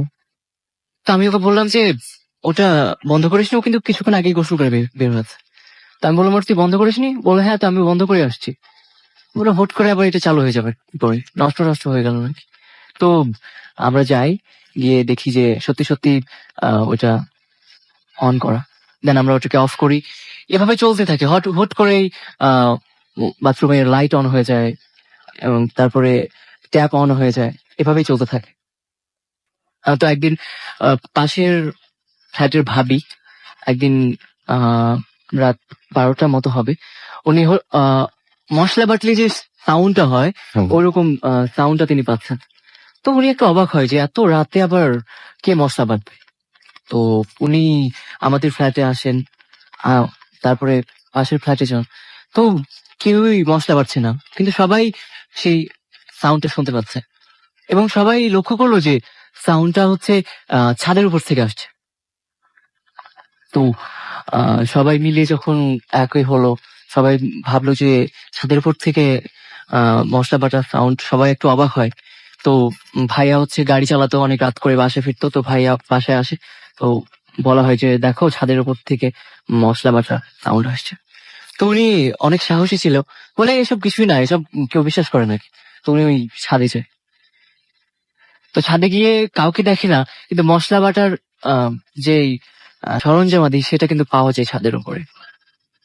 তো ওইটা দেখার পর উনি বাসায় আসেন এবং বাসায় আসার পর থেকেই তিনি প্রচন্ড অসুস্থ হয়েছেন এবং প্রায় 1 মাস তিনি অসুস্থ থাকেন। কোনোভাবেই তিনি সুস্থ হচ্ছিলেন না। অনেক ওষুধ পানি অনেক কিছু করে ডক্টর দেখিয়েও কিন্তু তিনি ভালো হচ্ছিলেন না। তো একসময় তিনি সুস্থ হয়ে যান। তো পাশের আরেক ফ্ল্যাটের ভাইয়া একদিন বউয়ের সাথে ঝগড়া হয়। বউয়ের সাথে ঝগড়া হওয়ার পর তিনি রাগ করে ছাদে যান। রাত তখন প্রায় 10টা মতো। তো উনি রাগ করে ছাদে যান। ছাদে গিয়ে সিগারেট খান, সিগারেট খেয়ে সিগারেটটা ফেলেছে। তখন হুট করে ওনার কাঁধে কেউ যেন হাত দেয়। ওনার গাটা শিউরে উঠে, যে হট করে কে আমার কাঁধে হাত দিল। পিছনে ফিরে দেখে যে একটা মানুষ, তার গলা নেই, কিন্তু তার মানে পুরো ধরটা আছে, কিন্তু তার গলা নেই। এটা দেখে সে প্রচন্ড ভয় পেয়ে যায় এবং সে দৌড়ে আসে এবং এসেই মানে দরজার সামনে এসে সেন্সলেস হয়ে যায়। তারপরে সবাই এসে তাকে উদ্ধার করে, তার মুখে পানি ছিটিয়ে তাকে জ্ঞান নিয়ে আসা হয় এবং তাকে জিজ্ঞাসা করা হয় যে হঠাৎ করে সেন্সলেস হয়ে যাওয়ার কারণটা কি। তো উনি বলেন যে এরকম এরকম আমি ছাদের উপরে এরকম দেখেছি। তারপর থেকে তিনিও প্রচন্ড অসুস্থ হয়ে যান এবং এক পর্যায়ে সুস্থ হন। তো আহ ওই যে ভাবির মশলা বাটা সাউন্ড পেয়েছিলেন, ওই ভাবি একদিন রাতে শুয়ে আছেন। তো ওনার পাশে ওনার হাজবেন্ড আর শুয়ে আছে, ওনার সন্তান একটা, সে শুয়ে আছে। তো জানালার দিকে তাকান, জানালার দিকে তাকাতেই উনি দেখেন যে একটা চমৎকার, একটা অসম্ভব সুন্দর একটা নারী তার দিকে তাকিয়ে হাসছে। আর তার পেছনে কিন্তু 2টা পাখা ছিল। অতএব এটা আর বলার অপেক্ষা রাখে না যেটা একটা পরী ছিল। তো সেটা দেখার পর ভাবি ওনার হাজবেন্ডকে বলে, দেখো তুমি কি দেখতে পাচ্ছ? তো ওনারা দুজনেই কিন্তু সেই পরীটাকে দেখতে পায়। এরকম প্রতিনিয়তই তাদের সাথে এরকম ঘটনাগুলো ঘটতে থাকে। তো আমার ভাবি ওই ভাবি আরেকটা ঘটনা শেয়ার করে। আমি আগেই বলেছিলাম যে সে ড্রাইভার গাড়ি চালাতো, আসলে সে লাশের গাড়ি চালাতো আর কি। তো অনেক সময় তাকে বেওয়ারিশ লাশ নিয়ে পৌঁছে দিয়ে আসতে হতো। তো একটা লাশ ছিল যে লাশের কোনো পরিচয় ছিল না। তো সরকারিভাবে তার পোস্টমর্টম করার পরে যেহেতু তার কোনো পরিচয় পাওয়া যায় নাই, তো তাকে সরকারিভাবে মানে দাফন করার জন্য বলা হয়। তো উনি গাড়িটা মানে নিয়ে যাচ্ছেন। তো হট করে উনার সামনে কখনো বিড়াল পড়ছে, কখনো কুকুর পড়ছে, কখনো পাগল যাচ্ছে, কিন্তু তিনি প্রচন্ড সাহসী ছিলেন বলে তিনি মানে ওগুলোকে উপর দিয়ে গাড়ি চালিয়ে যাচ্ছেন। তো উনি হঠাৎ করে মানে উনি কান্নার সাউন্ড পায়, এবং ওনার পাশে যে ওনার হেল্পারটা ছিল সেও কিন্তু কান্নার সাউন্ড পায়। তো ওরা বলে যে হুট করে কান্নার সাউন্ড কোথা থেকে আসবে, তো ওরা লক্ষ্য করে যে কান্নার সাউন্ডটা পেছন থেকে আসছে। তখন উনি ওনার হেল্পারটা প্রচন্ড ভয় পেয়ে যায়, উনি অনেক ভীতু ছিল বলে যে আমি আর যাবো না, আমাকে আপনি নামায় দেন, আপনি একাই যান। তো উনি ওনার মানে হেল্পারটাকে নামাই দিয়ে উনি একা একা ড্রাইভ করান। তো পরে হলো গিয়ে উনি কান্নার সাউন্ডটা মানে পেতেই আছে। তো উনি একটু কৌতূহলী হয় যে কান্নার সাউন্ডটা পেছন থেকে আসছে। তো উনি যায় ওনার কাছে, তো গিয়ে দেখে যে লাশটা শুয়ে থাকার কথা, কিন্তু লাশটা শুয়ে নাই, লাশটা বসে আছে, গুড়ি ছুরি মেরে বসে আছে, এবং লাশটা কান্না করছে। ওকে, তো উনি লাশটাকে মানে বলেন যে মানে লাশটা ওনার দিকে তাকায় বলে যে আমাকে ভাই একটা সিগারেট দিবেন, লাস্টে কিন্তু কথা বলে যে আমাকে একটা সিগারেট দিবেন। তো উনি প্রচন্ড মানে করে বলেন যে ঠিক আছে, ওনাকে একটা সিগারেট দেওয়া হয়। পরে বলে যে আমার তো পরে বলে যে ওনাকে একটা বলে যে আমাকে একটা হেল্প করবেন ভাই, যে আমি তো মারা গেছি দুর্ঘটনায়, তো আমার তো লাশ শনাক্ত হয় নাই। তো উনি একটা ঠিকানা দেয় এবং বলে আমাকে এখানে পৌঁছায় দিন, এবং আমার যেন জানাজা হয়। তো ওখানে ওই লাশটাকে পৌঁছে দেওয়ার পর তার জানাজা টানাজা করা হয়। তাই ছিল আমার। থ্যাংক ইউ, আপনাকে ধন্যবাদ অনেক। আমরা দেখতে পাচ্ছি যে আমাদের এখানে অনেকে লিখছেন। সাব্বির হোসেন আমাদের সঙ্গে আছেন, প্রথম ঘটনাটার জন্য তিনি ধন্যবাদ জানিয়েছেন, এবং না, প্রথম ঘটনার জন্য তিনি একটা সমাধান দিয়েছেন। তার একজন পরিচিত হুজুর আছেন, যে হুজুর সমাধান জানেন বলে তিনি বলছেন। সাকিবুল আলম সাকিব আমাদের সঙ্গে আছেন এবং রাজশাহী থেকে শুনছেন। আমাদের সঙ্গে আছেন দেখতে পাচ্ছি রাহুল খান, এবং আমাদের সঙ্গে আছেন দেখতে পাচ্ছি এমডি সাইফুল ইসলাম সোপেন। এছাড়াও আমাদের সঙ্গে আছেন আশরাফ খান। এছাড়াও আমাদের সঙ্গে আছেন দেখতে পাচ্ছি খুশি চৌধুরী, এবং আমাদের সঙ্গে তিনি তার সাথে ঘটে যাওয়া ঘটনা শেয়ার করতে চান, এবং সেই ঘটনাটি যদি শেয়ার করতে চান তাহলে আপনাকে আমাদের অ্যাড্রেসে পাঠিয়ে দিতে হবে আপনার ঘটনাটি। আমাদের অ্যাড্রেসটা হচ্ছে bhutfm@radio40.fm, which is bhutfm@radio40.fm।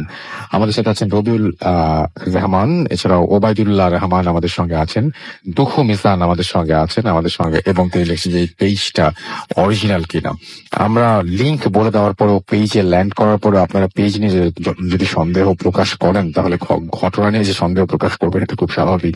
কারণ আমরা যে লিঙ্কটা বলে দিচ্ছি সেই লিঙ্ক অনুযায়ী আপনি লিখলে আপনার ভুল পেজ যাওয়ার কোনো আশঙ্কা নেই, সেই জন্যই বলি। আমাদের সঙ্গে শাহরিয়ার আল মেরাজ আছেন, আমাদের সঙ্গে আছেন এমবি নাইম হাসান, ফারহান আহমেদ রাস্তাল আমাদের সঙ্গে আছেন ইমরান, এছাড়াও আমাদের সঙ্গে আছেন দেখতে পাচ্ছি শিহান, এবং আমাদের সঙ্গে আছেন দেখতে পাচ্ছি এছাড়াও চৌধুরী রিয়াদ আদনান, আমাদের সঙ্গে আছেন আইডিএক্স জীবন, আশরাফ খান আমাদের সঙ্গে আছেন, জাকারিয়া নুহু আমাদের সঙ্গে আছেন পাল এসপি সুদীপ, আতিকুল রহমান আমাদের সঙ্গে আছেন রুবেল আহমেদ, রাফসান আলম রিজন আমাদের সঙ্গে আছেন দেখতে পাচ্ছি পাবেল আহমেদ, এছাড়াও মোহাম্মদ সুরাত আমাদের সঙ্গে আছেন তুহিন, এছাড়াও সাব্বির হুসাইন সহ আরো অনেকে। আমরা একটা ছোট্ট বিরতি নেব, এবং বিরতির পরে আমাদের সঙ্গে আপনাদের কাছে একটা ঘটনা শেয়ার করব। ঘটনাটির সাউন্ড কোয়ালিটি কতটুকু ভালো সেই বিষয়ে আমি নিশ্চয়তা দিতে পারবো না, তবে ঘটনাটি খুব অদ্ভুত এবং ঘটনাটি খুবই ইমোশনাল একটা পার্ট রয়েছে। তো আমি চাইবো যে আপনারা ঘটনাটি পুরোটা মন দিয়ে শুনুন এবং তারপরে জানান যে কেমন লাগছে। তো আমি আরো একবার মনে করে দিই, আমাদের ইমেল অ্যাড্রেস হচ্ছে bhutfm@radio40.fm, which is bhutfm@radio40.fm। আপনার নাম, ঠিকানা এবং ফোন নাম্বার সহ আপনার জীবনে ঘটে যাওয়া বা আপনার জানা সেরা ঘটনা লিখে পাঠিয়ে দিন আমাদের কাছে। ঘটনার শুরুতে অবশ্যই উল্লেখ করুন যে ঘটনাটা আপনি স্টুডিওতে এসে শেয়ার করতে চান, নাকি আপনি চান আপনার ঘটনা আমরা পড়ে শোনাই। যারা দেশের বাইরে রয়েছেন তারা সরাসরি অডিও ক্লিপ পাঠিয়ে দিতে পারেন বা লিখেও পাঠাতে পারেন ঘটনাটি আমাদের কাছে। আর লেখা ঘটনা, ভালো কোয়ালিটির লেখা ঘটনা আমরা এই সপ্তাহে পেয়েছি মাত্র 2টি। সুতরাং আমরা আরো ঘটনা চাই, মানে যেগুলো কোয়ালিটি ভালো আর কি। অসংখ্য ঘটনা পেয়েছি, তার মধ্যে সিলেক্টেড হয়েছে মাত্র 2টি, সেটি বলছি আর কি। তো আমরা চাই যে যারা লিখেন তারা যখন যদি লেখেন, মানে যারা চমৎকার লেখেন, তারা যদি আবারও লেখেন তাহলে আবারও ভালো ঘটনা পাওয়ার সম্ভাবনা রয়েছে। Thank you very much. আমরা ছোট একটা বিরতির পরে আবারও ফিরে আসব, এবং খুবই ছোট বিরতি, কিন্তু তারপরে শুরু হয়ে যাবে ঘটনাটি। মন দিয়ে শুনবেন, আশা করছি আপনাদের ভালো লাগবে। স্টে টিউনড রেডিও ফুড ক্যারিট এফএম এন্ড ডিউ 50। Healthy. Eat it. The night comes alive.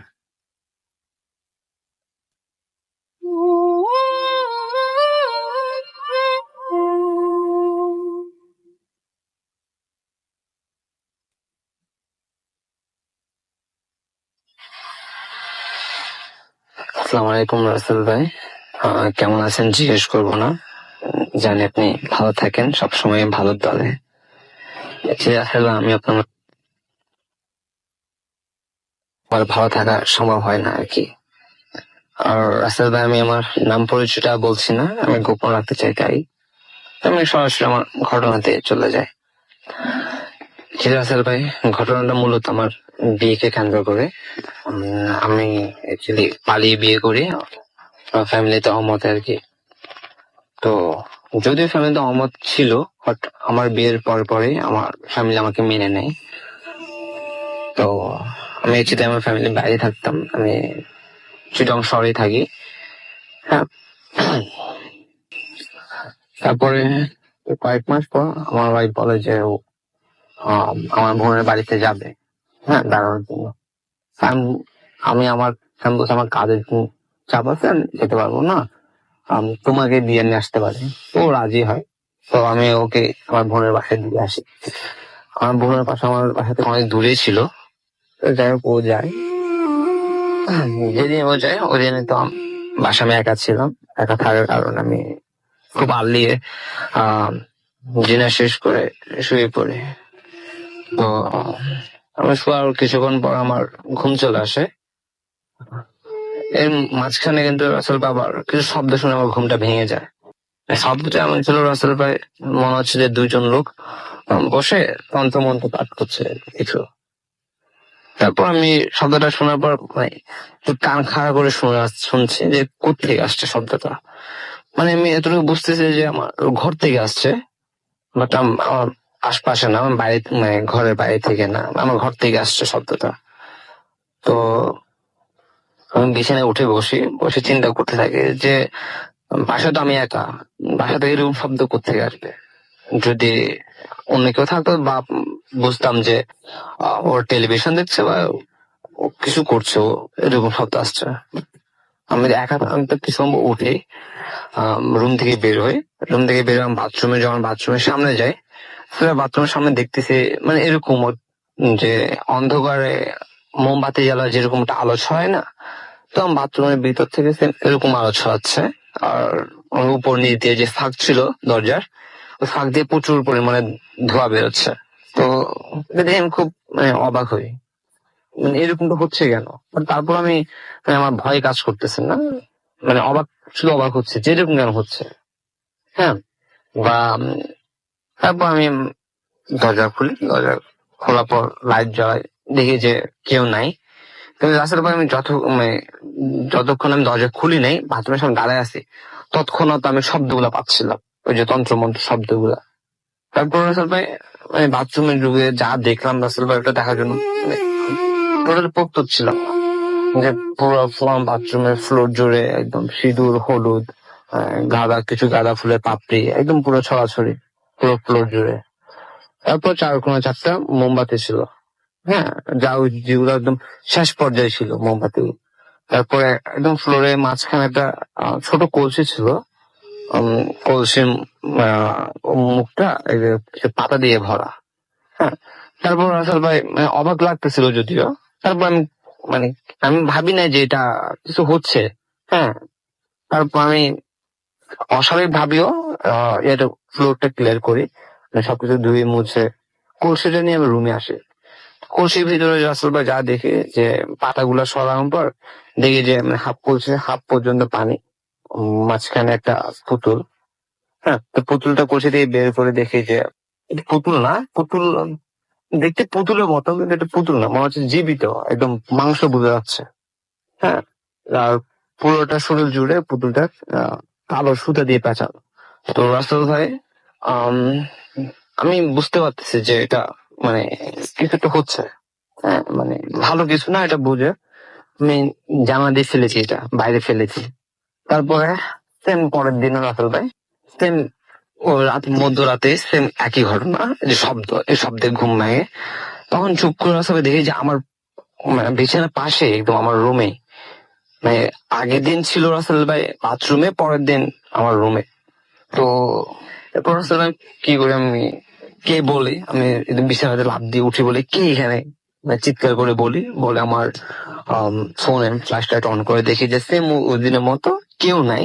কিন্তু রাসেল ভাই আমি লাইট যখন ঘুম থেকে মানে চোখ খুলি, তখন আমি দুটো শ্যাডো দেখি, যা মাঝখানে যে কলসি ছিল, কলসির মানে বিপরীত পাশে বসে আছে। তো রাসেল ভাই আমি এটা দেখার পর যখন ফ্ল্যাশ লাইট অন করি, তারপর কাউকে দেখতে পাই না। তো ওই সেম আমি কলসিটা নিই, কলসিটা নেওয়ার পর ওই কলসির ভিতরে ওই সেম আগের দিনের মতোই ওই সেম যেটা আমি বাইরে ফেলে দিই জামা দিয়ে, ওই যে পুতুলটা। হ্যাঁ, তারপর আসলে আমি অবাক হই, কি রে, আমি ভাবি যে এটা আমি তো জামা দিয়ে ফেলে দিছি, তারপর আসলে কিভাবে। হ্যাঁ, তারপর আমি বুঝলাম যে না, এটা actually ঠিক হচ্ছে না। হ্যাঁ, যেটা হচ্ছে যে অনেক খারাপ হচ্ছে, এটাকে আর প্রশ্রয় দেওয়া যায় না।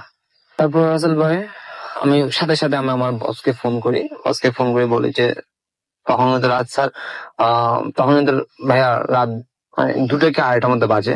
আমি আমার বসকে ফোন করে বলি যে স্যার আমার ইমার্জেন্সি ছুটি লাগবে 2 দিন। স্যার বলতেছে যে তুমি ছুটিটা কালকে সকালে আসিও, তা ইয়া করতে হবে না স্যার, আমার খুব প্রবলেম হচ্ছে। আমি বলছি কি আচ্ছা ঠিক আছে, অ্যাকচুয়ালি অনেক রাত ফোন করাতে আমার স্যার মেবি বুঝতে পারছে যে নিশ্চয় সিরিয়াস কিছু।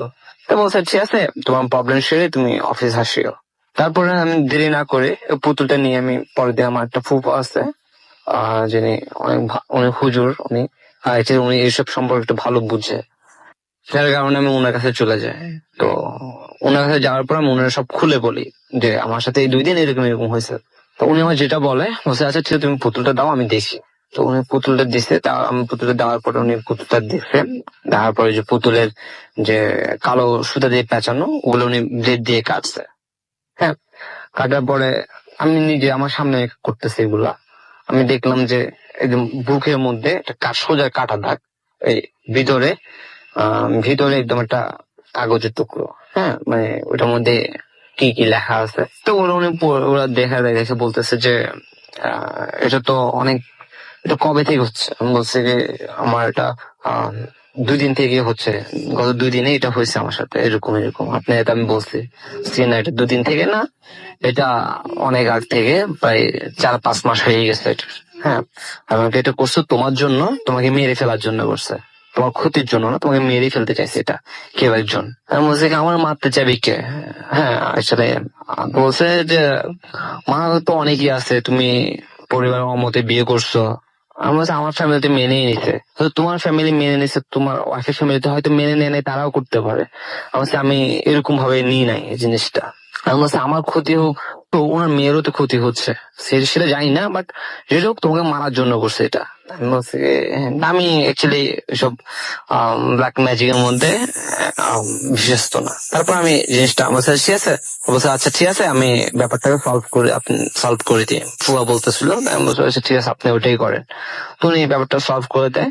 পরের দিনগুলো ভালো যাচ্ছে, কোনো সমস্যা হচ্ছে না। তো এর পরের মাসে অ্যাকচুয়ালি রিপোর্ট আসে, মানে আমার ওয়াইফ অসুস্থ হয়ে পড়ে, ডক্টর কাছে নেওয়ার পর রিপোর্ট আসে যে আমার ওয়াইফ প্রেগনেন্ট। তারপর দিনগুলো আসলে অনেক ভালো যাচ্ছিল। হ্যাঁ, যখন আমার একটা সমস্যা হয়, যখন আমার ওয়াইফ অ্যাকচুয়ালি 8 মাসের প্রেগনেন্ট ছিল, তখন আসলে তখন আমি স্বপ্ন দেখি যে একজন খুব কুৎসিত মানে মহিলা, সে বুঝতে পারছে খুবই কুৎসিত দেখতে। হ্যাঁ, ও একদম পুরা মানে মানুষ বসে একদম পুরা হাঁটু উঠে মানে বসে আছে আর কি, বসে একদম আমার ওয়াইফের পেটের মধ্যে হাত ঢুকাই দেয়। হ্যাঁ, হাত ঢুকাই দিয়ে শুধু আমার বেবিটার মাথাটা বের করে রাসেল ভাই, আমার বেবির মাথাটা বের করে রাসেল ভাই, বেবির মাথাটা বের করে রাসেল ভাই, মানে আমার দিকে তাকিয়ে খুব বিচ্ছিরিতে হাসি দিচ্ছে, দিয়ে হাসি দিচ্ছে, আর আমার বেবির মাথার ঘাটটা মটকায় দিচ্ছে রাসেল ভাই। এটা দেখে রাসেল ভাই থাকতে পারছিলাম না, ঘুম থেকে উঠে যায়। ওটা আমার ওয়াইফ বলতে কি হয়েছে, না আমার শরীর খারাপ লাগতেছে রে, পানি দাও, পানি খেয়ে আমি রাসেল ভাই শুয়ে পড়ি। এর পরের মাসে আমার ওয়াইফের ডেলিভারি হয়। ডেলিভারি পরে আমরা না ডক্টররাও অবাক হয়ে যায়। তারপর আমার বেবি ওই যে আমি স্বপ্নে যেরকম দেখছি যে ঘাটটা মোটকাই দিতে ডাক্তার ভাই, ওরকম ঘাট মোটকারো মাথাটা পিঠের মেয়ে হয়ে আছে। এরপরে হয়েছিল তখন তো আমার ওয়াইফের ছিল না, ও অজ্ঞান হয়েছিল। ওঠার পর বলো বেবি খুঁজতেছে, বলছে আমার বেবি কই। তারপর আমার মুখ কোনো বুঝায় যে ডেড বেবি জন্ম নিছে, এরকম বোঝায়। পরে আসলে ভাই রিপোর্ট আসে যে আমার ওয়াইফ আর মা হতে পারবে না। সরি রাসেল ভাই, আর কিছু বলতে পারবো না, sorry. Mood FM. The night comes alive.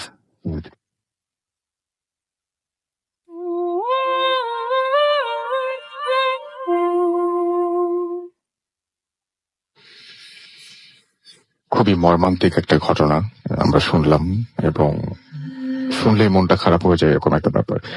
ঘড়িতে সময় রাত 1:03। শুনছেন সব সময় রেডিও ফুর্তি চলছে ফুল এফএম, এবং আপনাদের সবাইকে আরো একবার স্বাগত জানাচ্ছি আমি রাসেল। আমার সাথে রয়েছেন মাসুম ভাই এবং আজকের অতিথিরা, এবং আপনাদের সঙ্গে আমাদের প্রথম অতিথি আরেকটা ঘটনা শেয়ার করবেন ছোট করে, একদমই ঘটনাটা বেশি বড় না, এবং আমরা সেই ঘটনাটি শুনে আসবো। আশা করছি আপনাদের ভালো লাগবে। চলুন শুনে আসি ঘটনাটি। This is Sohan again. তো আমি সরাসরি ঘটনায় চলে যাচ্ছি। তো এটা হচ্ছে মানে কয়েকজন ফ্রেন্ড মিলে চিন্তা করলো যে ঘুরতে যাবে গাজীপুরের কোনো একটা স্পটে। তো যথারীতি তারা ঘুরতে গেল। তো ঘোরা শেষ করে ধরেন তারা মানে সবাই ফিরে আসে বিকেলের আগেই। তো 3জন ফ্রেন্ড থেকে যায় যে সন্ধ্যার পরেও দেখি মানে কিরকম ঘুরে ভালো লাগবে হয়তো। তো তাদের ফিরতে ফিরতে ওখান থেকে বের হতে রাত 11টা সাড়ে 11টা বেজে যায়। তো ওখান থেকে বের হয়ে তারা গাড়ির জন্য ওয়েট করছিল, কিন্তু কোনো গাড়ি পাচ্ছিল না। তো কিছুক্ষণ পর একটা ভ্যান আসতে দেখে ওটাকে দাঁড় করালো, বললো যে আমরা খুব বিপদে পড়েছি, আমাদেরকে একটু যদি চৌরাস্তা পর্যন্ত এগিয়ে দিয়ে আসতেন। তো ভ্যান চালক বললেন যে এত রাতে আমি পারবো না, আমার বাসায় যেতে হবে, রাত্রে প্রবলেম হয়। উনি অনেক অনুরোধের পর উনি রাজি হলেন। তো ওদেরকে নিয়ে রওনা দিলেন। তো কিছু দূর যাওয়ার পর ভ্যান চালক দেখতে পারলেন যে রাস্তার পাশে একটা বোরখা পরা মহিলা কোলে একটা বাচ্চা নিয়ে দাঁড়িয়ে আছে। তো মহিলাটি তাদের কাছে এসে বলল যে আমাকে একটু সামনে নামিয়ে দিবেন, আমার বাড়িটা হচ্ছে সামনে, কোনো গাড়ি পাচ্ছি না, একটু বিপদে পড়ছি, প্লিজ নামিয়ে দেন। তো উনি ওই 3জন ছেলের অনুমতি নিয়ে ভ্যান চালক বললেন, ওনারা বললেন যে আচ্ছা ঠিক আছে, বিপদে যেহেতু পড়ছে ভ্যানে নেন, একজনই তো। তো তাকে ভ্যানে নিলেন। 10 মিনিট যাওয়ার পর মহিলাটি বললেন এখানে একটু দাঁড়ান, আমার বাড়ি হচ্ছে সামনে, আমি মানে আমার সাথে ভাড়া মানে টাকাটা খুঁজে পাচ্ছি না, আমি বাড়ি থেকে এনে দিচ্ছি, জাস্ট 2টা মিনিট দাঁড়ান। তো একটা বাস ঝাড় ছিল। তো উনি বললেন যে বাস ঝাড়ের পরে আমার বাড়ি, আমি যাবো আর আসবো। তো এই বলে মহিলাটি গেলেন। 10 মিনিট হয়ে গেল, তিনি আর আসছেন না।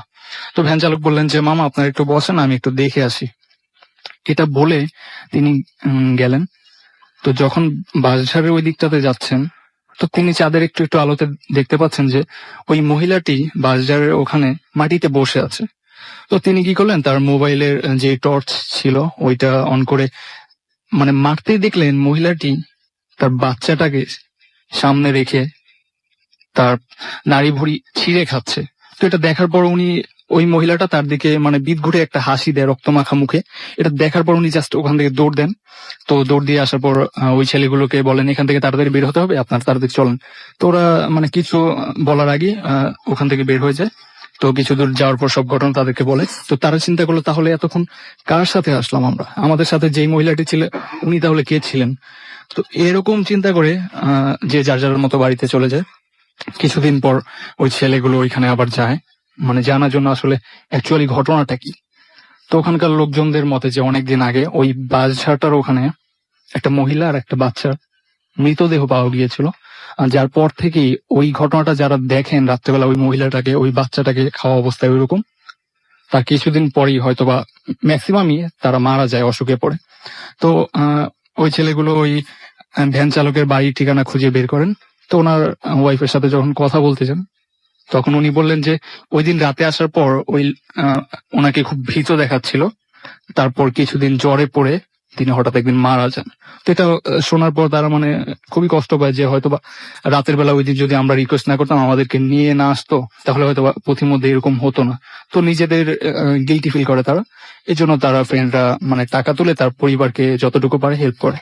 তো এই ছিল ভাই আমার শেষ ঘটনা। থ্যাংক ইউ সো মাচ আপনার ঘটনার জন্য। আপনাকে অনেক ধন্যবাদ। আমরা চলে যাবো একটা ছোট্ট ইমেইলে, এবং ইমেইলটি পাঠিয়েছেন আমাদের একজন লিসেনার। তার কাছ থেকে আমরা ইমেইলটা শুনে আসবো, এবং আমাদের ঘটনাটা আমি পড়ে শোনাচ্ছি। যেভাবে লিখেছেন সেভাবেই চেষ্টা করছি পড়ে শোনানোর জন্য। আসসালামু আলাইকুম রাসেল ভাই, আশা করি ভালো আছেন, কারণ আপনি সবসময় ভালোর দলে। ব্যস্ততার কারণে স্টুডিওতে এসে শেয়ার করতে পারলাম না, পড়ে শোনালে খুশি হব। ব্যক্তিগত সমস্যার কারণে আমি আমার পরিচয় গোপন রাখতে চাচ্ছি।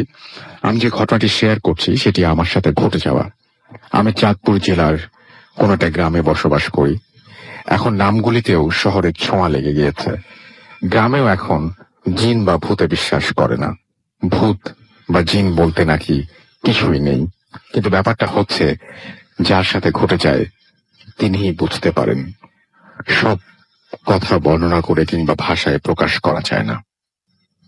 আমি সরাসরি ঘটনায় চলে যাচ্ছি। আমি আজ অনেকদিন ধরে টিউশনি করি। দিনের বেশিরভাগ সময় ব্যস্ততার ঘুমে কাটে বলে দিনের বেলায়ও খুব একটা বাসা থেকে বের হওয়া হয় না। আমার বাড়িতে একটা দিঘি আছে। বছরখানেক আগের কথা, রাত 11টার সময় আমার একটা ফোন আসে। বাসায় কথা বলতে গেলে সমস্যা হয় বলে বাসা থেকে বের হওয়ার সিদ্ধান্ত নেই। অন্ধকার ছিল বলে একটা ফোনের ফ্ল্যাশ লাইট জ্বালিয়ে অন্য ফোনটা দিয়ে কথা বলতে বলতে দিঘির পাড়ের রাস্তা ধরে অন্য একটা বাড়ি পার করে মাঠের কাছে যাই। বলে রাখা ভালো, রাস্তার পাশেই মাঠ, আর গরমের দিনে ওইখানে প্রচুর ঠান্ডা হাওয়া থাকে। কিছুক্ষণ বসলেই শরীর জুড়িয়ে যায়। জায়গাটি ছিল 3 রাস্তার মোড়। 3 রাস্তা বা 4 রাস্তা মোড় দিয়ে গ্রামে অনেক কথা প্রচলিত আছে।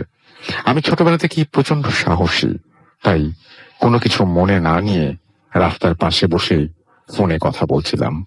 কিছুক্ষণ কথা বলার পর লক্ষ্য করলাম মাঠের অপর প্রান্তে সাদা পোশাক পরে আমার দিকে কেউ একজন আসছে। অন্ধকার রাত ছিল আর দূরত্ব অনেক বেশি ছিল বলে ভাবলাম কোনো মানুষ হয়তো মাঠের মাঝখান দিয়ে হেঁটে আসছে, কিন্তু কয়েক সেকেন্ড পর যা দেখলাম তাতে নিজেকে স্থির রাখা কষ্টকর ছিল। আমার গায়ে একটু গরম হাওয়া লাগলো। এ সময় গরম হাওয়া, আমি খানিকটা অবাক হলাম। নিজের অজান্তেই কান থেকে ফোন নামিয়ে সাইড বাটনে ক্লিক করলাম, কিন্তু ফোনটিতে আলো জ্বলছে না। ভাবলাম হয়তো চার্জ শেষ। যে ফোনটির ফ্ল্যাশ লাইট জ্বালানো ছিল ওই ফোনটির দিকে তাকিয়ে দেখি ফ্ল্যাশ লাইট বন্ধ। এতক্ষণে বুঝলাম আমার সাথে কিছু একটা ঘটতে যাচ্ছে। সামনের দিকে তাকাতে আমি লক্ষ্য করলাম ওই সাদা পোশাক পরিহিত মানুষটি ক্রমেই বড় হতে লাগলো, এবং তার মাথা মনে হচ্ছিল ক্রমেই আকাশ চুম্বি হচ্ছে। বুঝলাম এটি মানুষ নয়, জিন বা অবয়ব। আমার শরীর শিউলে উঠল। মনে হচ্ছিল সময়ের কিছু সময়ের জন্য আমি কথা বলার সমস্ত শক্তি হারিয়ে ফেলেছি। আমি হতভম্ব হয়ে কিছুক্ষণ দাঁড়িয়ে রইলাম। কি করব নিজেও ভেবে পাচ্ছিলাম না। জীবনে প্রথম প্রচন্ড ভয় পেলাম। আমি শরীরের সমস্ত শক্তি দিয়ে দৌড় দিলাম। কেন জানি মনে হচ্ছিল আমি 5 মিনিটের পথ 30 সেকেন্ডে পার করলাম। যখন দৌড় থামালাম নিজেকে দিঘির কাছে পেলাম। আমি কি দৌড়ে আসলাম নাকি উড়ে আসলাম সেটা নিয়ে আজও আমি সন্দিহান। যদি দৌড়ে আসি তাহলে এত কম সময়ে কিভাবে সম্ভব? দিঘির কাছে আসার পর দেখলাম আমার ফোনের অটোমেটিক আলো জ্বলে উঠেছে। আমি অনেক অবাক হই। এর আগে দাদুর কাছে অনেক ঘটনা শুনেছি, কিন্তু ওই দিন প্রথম বাস্তবতার মুখোমুখি হলাম। ঘটনাটি এখানে শেষ হতে পারত, কে জানতো আমার জন্য এর চেয়ে বড় ট্র্যাজেডি অপেক্ষা করছে। আমি প্রায় 20 মিনিট দিঘির খাটলায় বসে ভাবতে লাগলাম কি ঘটে গেল আমার সাথে। ভাবতেই আমার ফোনটা বেজে ওঠে। অপর প্রান্তে যিনি ছিলেন তিনি হঠাৎ করে ফোন কাটার কারণ জিজ্ঞাসা করলেন। আমি জবাবে একটু সমস্যা ছিল বলে তাকে বিদায় জানিয়ে বাসায় চলে আসি এবং ঘুমানোর প্রস্তুতি নেই। শোয়ার কিছুক্ষণ পর আমার চোখে তন্দ্রা লেগে আসে, কিন্তু আশেপাশে অন্য বাসার কাকার কথা আমার কানে বাজছিল। আমি অনুভব করলাম আমার জানলার বাইরে ওই সাদা জামা পরিহিত অবয়বটি দাঁড়িয়ে আছে। আমি তার অবস্থান বুঝতে পারছি, কিন্তু ওর মুখের অংশ কোনো ওপরে থাকার কারণে দেখতে পাচ্ছিলাম না।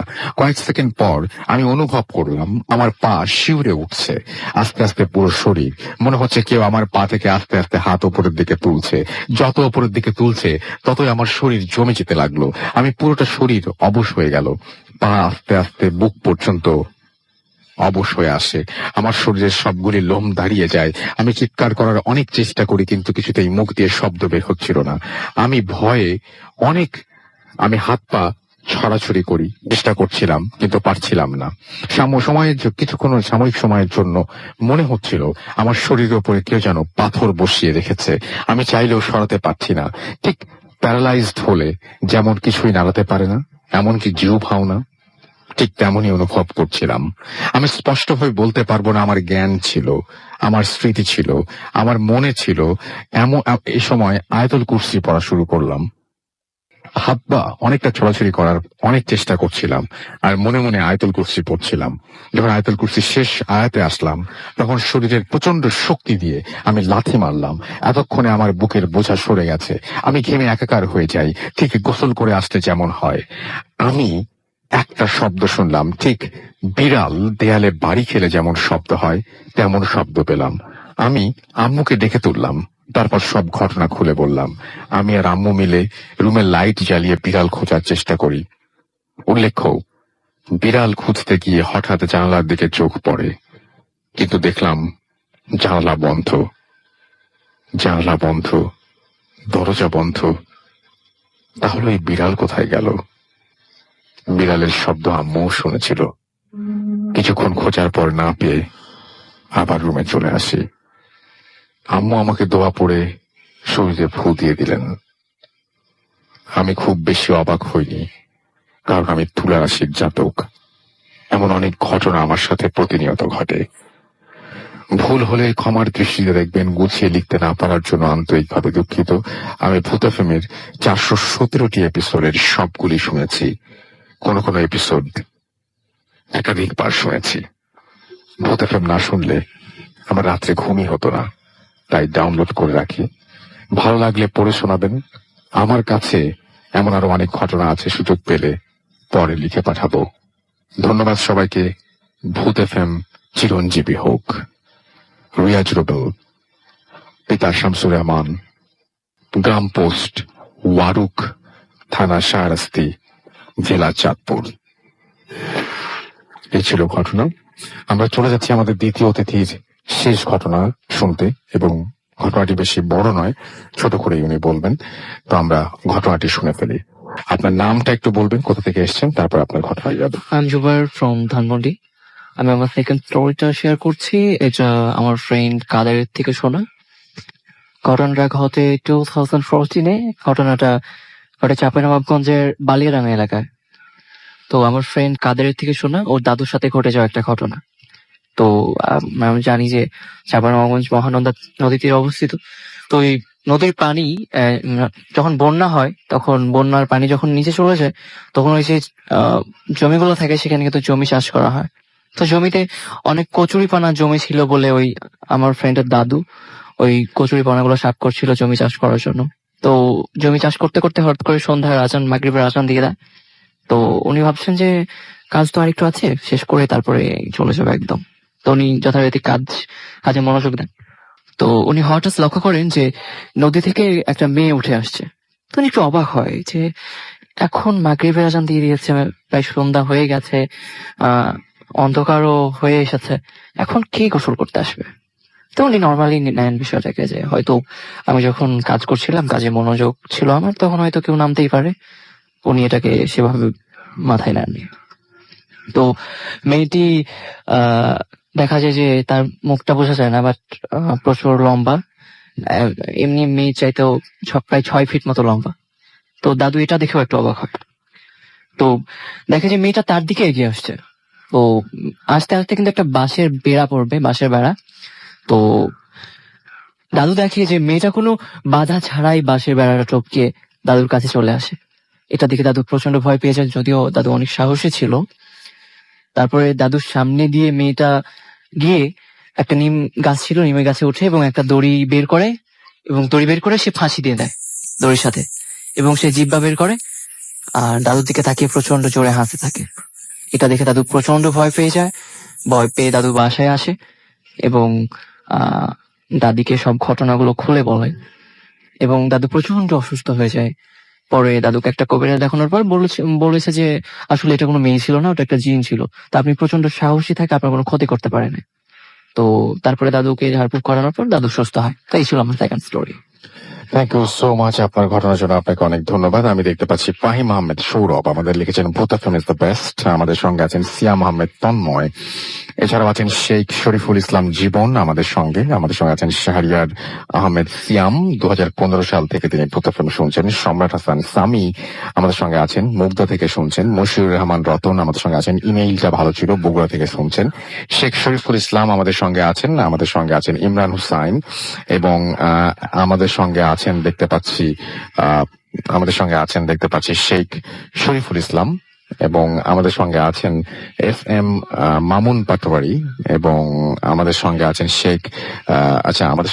MD রেশাদ খান। সৈয়দ রাসেল আমাদের সঙ্গে আছেন, সৌদি আরব থেকে শুনছেন।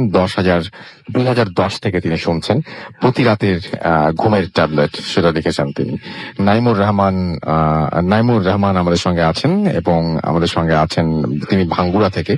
এছাড়া আমাদের সঙ্গে আছেন দেখতে পাচ্ছি আল আমিন আহমেদ, এবং অডিও ক্লিপটা শুনে চোখে পানি চলে এসছে। খুশি চৌধুরী আমাদের সঙ্গে আছেন, এবং নিজের সাথে একটা ঘটে যাওয়া একটা ঘটনা শুনতে চান। আমাদের সঙ্গে আছেন আহমেদ শরীফ। এছাড়া আমাদের সঙ্গে আছেন দেখতে পাচ্ছি আরো অনেকেই। আমাদের সঙ্গে রেডিও ফুর্তি যে পেজটা রয়েছে সেই পেজেও অনেকে আছেন, সেখান থেকেও কিছুটা আমি পড়তে চাই। আমাদের সঙ্গে আছেন Faisal.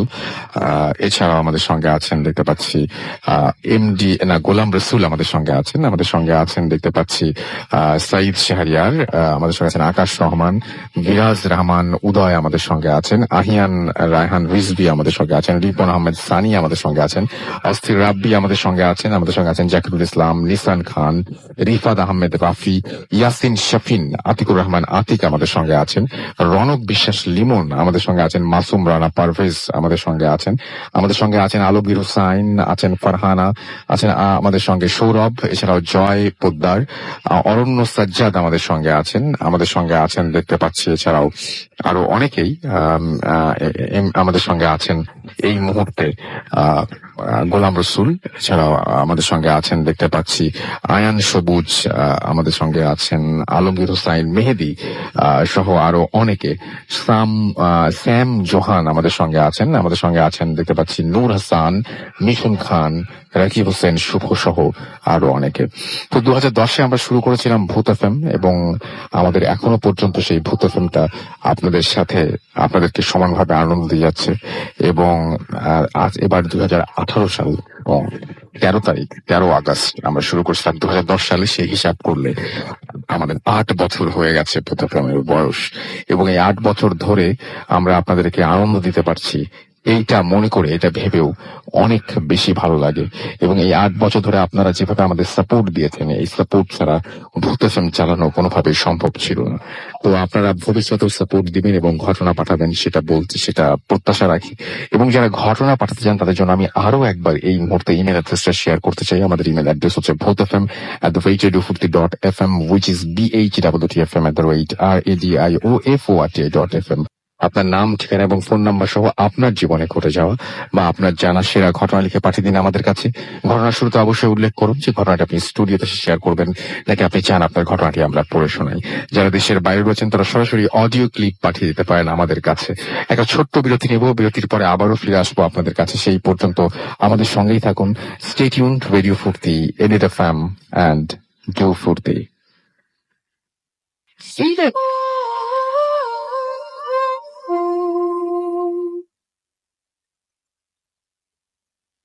Yes, the night comes alive with Gramin Phone. শুনছেন সবসময় রেডিও ফুর্তি এফএম। আমি রাসেল আছির সাথে, আমার সাথে রয়েছেন মাসুম ভাই এবং আজকের অতিথিরা। আপনাদের সবাইকে আরো একবার স্বাগত জানাচ্ছি। এবং আমি যেটা করব এখন সেটা হচ্ছে আমাদের তৃতীয় অতিথির কাছে চলে যাব। আপনার নামটা একটু প্লিজ বলবেন, তারপর আপনার কোথা থেকে এসেছেন সেটা শেয়ার করার পরে আপনার ঘটনায় যাব। আসসালামু আলাইকুম রাসেল ভাই, আমি মুন্না উত্তরবাড্ডা থেকে এসেছি। রাসেল ভাই, যে ঘটনাটা এখন আমি শেয়ার করতে যাচ্ছি সেটা আমার বন্ধু সাদামের কাছ থেকে নেওয়া। এটা তার ফুফুর কাছ থেকে সে শুনেছিল। তার ফুফুর বিয়ের সাথে এই ঘটনাটা ঘটে। রাসেল ভাই, ঘটনাটা 1971 সালেরও অনেক আগের। আমি সঠিক সালটা বলতে পারছি না। রাসেল ভাই, যার সাথে ঘটনাটা ঘটে তিনি অনেক ধনী এবং সম্ভ্রান্ত ফ্যামিলির একজন ছেলে ছিলেন। তারা সিলেটে ছিলেন, তাদের হোম ডিস্ট্রিক্ট ছিল সিলেটে, কিন্তু তিনি পড়ালেখার কারণে ঠাকুরগাঁতে থাকতেন। ঠাকুরগাঁতে একটা বাসা তিনি রেন্টে নিয়ে সেখানে থাকতেন। রাসেল ভাই, তিনি অনেক রাত ধরে পড়ার একটা অভ্যেস ছিল। তো সে আমলে রাত 11টা গ্রামে অনেকটা একটা সময়। তো তখন কারেন্ট না থাকায় তিনি হারিকেনের আলোতে রাত্রে পড়তেন। তো একদিন রাত্রে তিনি পড়ছিলেন, তো হঠাৎ করে তার হ্যারিকেনটা নিভে যায়। তো বাইরে থেকে কোন রকমের বাতাস আসার কোন রকম সম্ভাবনা ছিল না, কারণ শীতের সময় ছিল এবং জানালা দরজা সবই অফ ছিল। তো তিনি ভাবলাম হয়তোবা হ্যারিকেনের তেল শেষ, তো সেই জন্য সেটা নিভে গেছে। তো তিনি ম্যাচ জ্বালিয়ে তার আলোতে তেলের বোতলটা খুঁজতে থাকলেন। এমন সময় গেটে কেউ নক করলো। তিনি ভিতর থেকে প্রশ্ন করেন, বাহিরে কে? তো কোন উত্তর না পাওয়ায় তিনি দরজাটা খুলে দেখলেন একজন বৃদ্ধ লোক বাইরে দাঁড়ানো। তো অনেকটাই লম্বা এবং তিনি একটা সাদা জুব্বা পরানো ছিল। তিনি যেখানে দাঁড়িয়েছিলেন সেই জায়গাটা অনেকটা আলোকিত হয়েছিল। তো রাসেল ভাই, তিনি অবাক হয়ে গেলেন এবং তিনি জিজ্ঞেস করলেন যে, আসসালামু আলাইকুম কাকা, আপনি কে? আপনাকে তো সঠিক চিনতে পারলাম না। তো সেই লোকটি উত্তর দিল যে, বাবা তুমি আমাকে চিনবা না, আমি এই 2-3 গ্রাম পরেই থাকি, আমি তোমাকে চিনি। তো রাসেল ভাই, তিনি তাকে ভিতরে আসার জন্য আমন্ত্রণ করলেন এবং বললেন যে, আপনি ভিতরে আসেন এবং আমি আমার হারিকেনটা নিভে গেছে, আমি সেটা জ্বালি, তারপর আপনার সাথে কথা বলছি। তো সেই লোকটি বলল, বাবা তার কোনো দরকার নেই, আমি কিছু কথা বলে চলে যাব। তো রাসেল ভাই, তিনি যখন ভিতরে আসলেন না তখন বললেন যে, আচ্ছা ঠিক আছে, বলুন কাকা আপনি কি বলতে চান। পরে তিনি বলতেছেন যে, বাবা দেখো, আমি তো হজে যেতে চেয়েছি, তো আমার ঘরে 2টো যুবতী মেয়ে আছে, তাদের দেখার মতো কেউ নেই। যদি তুমি তাদের দায়িত্বটা নাও তাহলে আমি নিশ্চিন্তে হজে যেতে পারি। তো তিনি বললেন, ঠিক আছে কাকা, আমি আপনার মেয়েদের খেয়াল রাখবো। তো আমি তো আপনার বাসাটা চিনি না, তো এখন আপনি যদি চিনে দিতেন। তো তিনি বললো, হ্যাঁ, আমি আগামীকালকে তোমাকে নিয়ে আমার বাসায় যাব, আমার বাসা দেখে নিয়ে আসবো। তো তিনি বললেন, আচ্ছা ঠিক আছে। তো এই বলে লোকটি চলে যান। তো তিনি দরজা লাগিয়ে যথারীতি তেলের বোতল বের করে যখন হারিকেনে ভরতে যাবেন তখন দেখে যে হারিকেনে যথারীতি তেল ছিল, প্রায় মিডিয়াম তেল ছিল, যা দিয়ে হারিকেন জ্বলতে পারে। সরি। তো রাসেল ভাই, তিনি অবাক হয়ে যান, কিন্তু তেমনটা কিছু মনে করেন না। তো সেদিন রাতটা ভালোভাবেই কেটে যায়। পরের দিন রাত্রে ঠিক একই টাইম, প্রায় 11টার সময় সেম ভাবে হারিকেনটা নিভে যায় এবং দরজায় নক। তো তিনি গিয়ে দরজা খুলে দেখেন সেই বৃদ্ধ লোকটি দাঁড়ানো। তো তিনি সালাম দিলেন আর বললেন, কাকা আপনি? তো তখন বৃদ্ধ লোকটি বলছে যে, বাবা আমি তোমাকে নিতে এসেছি, চলো আমার বাসায় যাও। তো বলল, আচ্ছা ঠিক আছে কাকা, চলো না, আমি যাচ্ছি আপনার সাথে। তো তারা দুজন বেরিয়ে পড়লেন তার বাসায় যাওয়ার উদ্দেশ্যে। তো অনেকটা সময় হাঁটার পরে তিনি লক্ষ্য করলেন যে অনেক দূর দূরান্ত পর্যন্ত কোনো বাড়িঘর দেখা যাচ্ছে না। অনেকটা ফাঁকা একটা এরিয়া, যেখানে আবাদি ফসলের জমি ছিল। তো রাসেল ভাই, তিনি অবাক হয়ে জিজ্ঞেস করলেন যে, কাকা আশেপাশে তো কোনো বাড়ি দেখা যাচ্ছে না, তো আপনি আসলে থাকেন না কোথায়? তো তিনি বললেন যে, বাবা তুমি ভয় করো না, আমি সামনেই থাকি।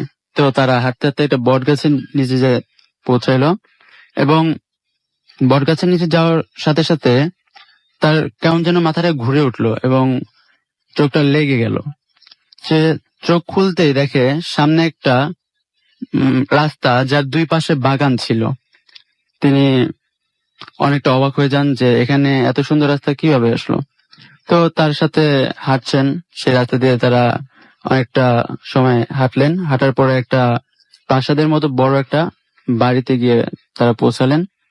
তো তাকে সেখানে আমন্ত্রণ জানানো হয় এবং তাকে অনেক মিষ্টি এবং ফলাদি খেতে দেওয়া হয়। তো তার ভাষ্য অনুসারে সে এরকম মিষ্টি আগে কখনো খায়নি। তিনি যেহেতু ধনী পরিবারের একটা ছেলে ছিলেন, তো মানে তার কাছে আসলে অবাক করার বিষয় যে এত ভালো, এত খেতে সুস্বাদু একটা মিষ্টি সে আগে কখনো খায়নি। যাই হোক, রাসেল ভাই একটু পরে সেই বৃদ্ধ লোকটি তার 2 কন্যাকে ডেকে নিয়ে আসলেন এবং তার সাথে তার পরিচয় করে দিলেন। রাসেল ভাই তিনি বলেন যে এত সুন্দর মেয়ে, এত সুন্দর নারী সে আগে কখনো দেখেনি।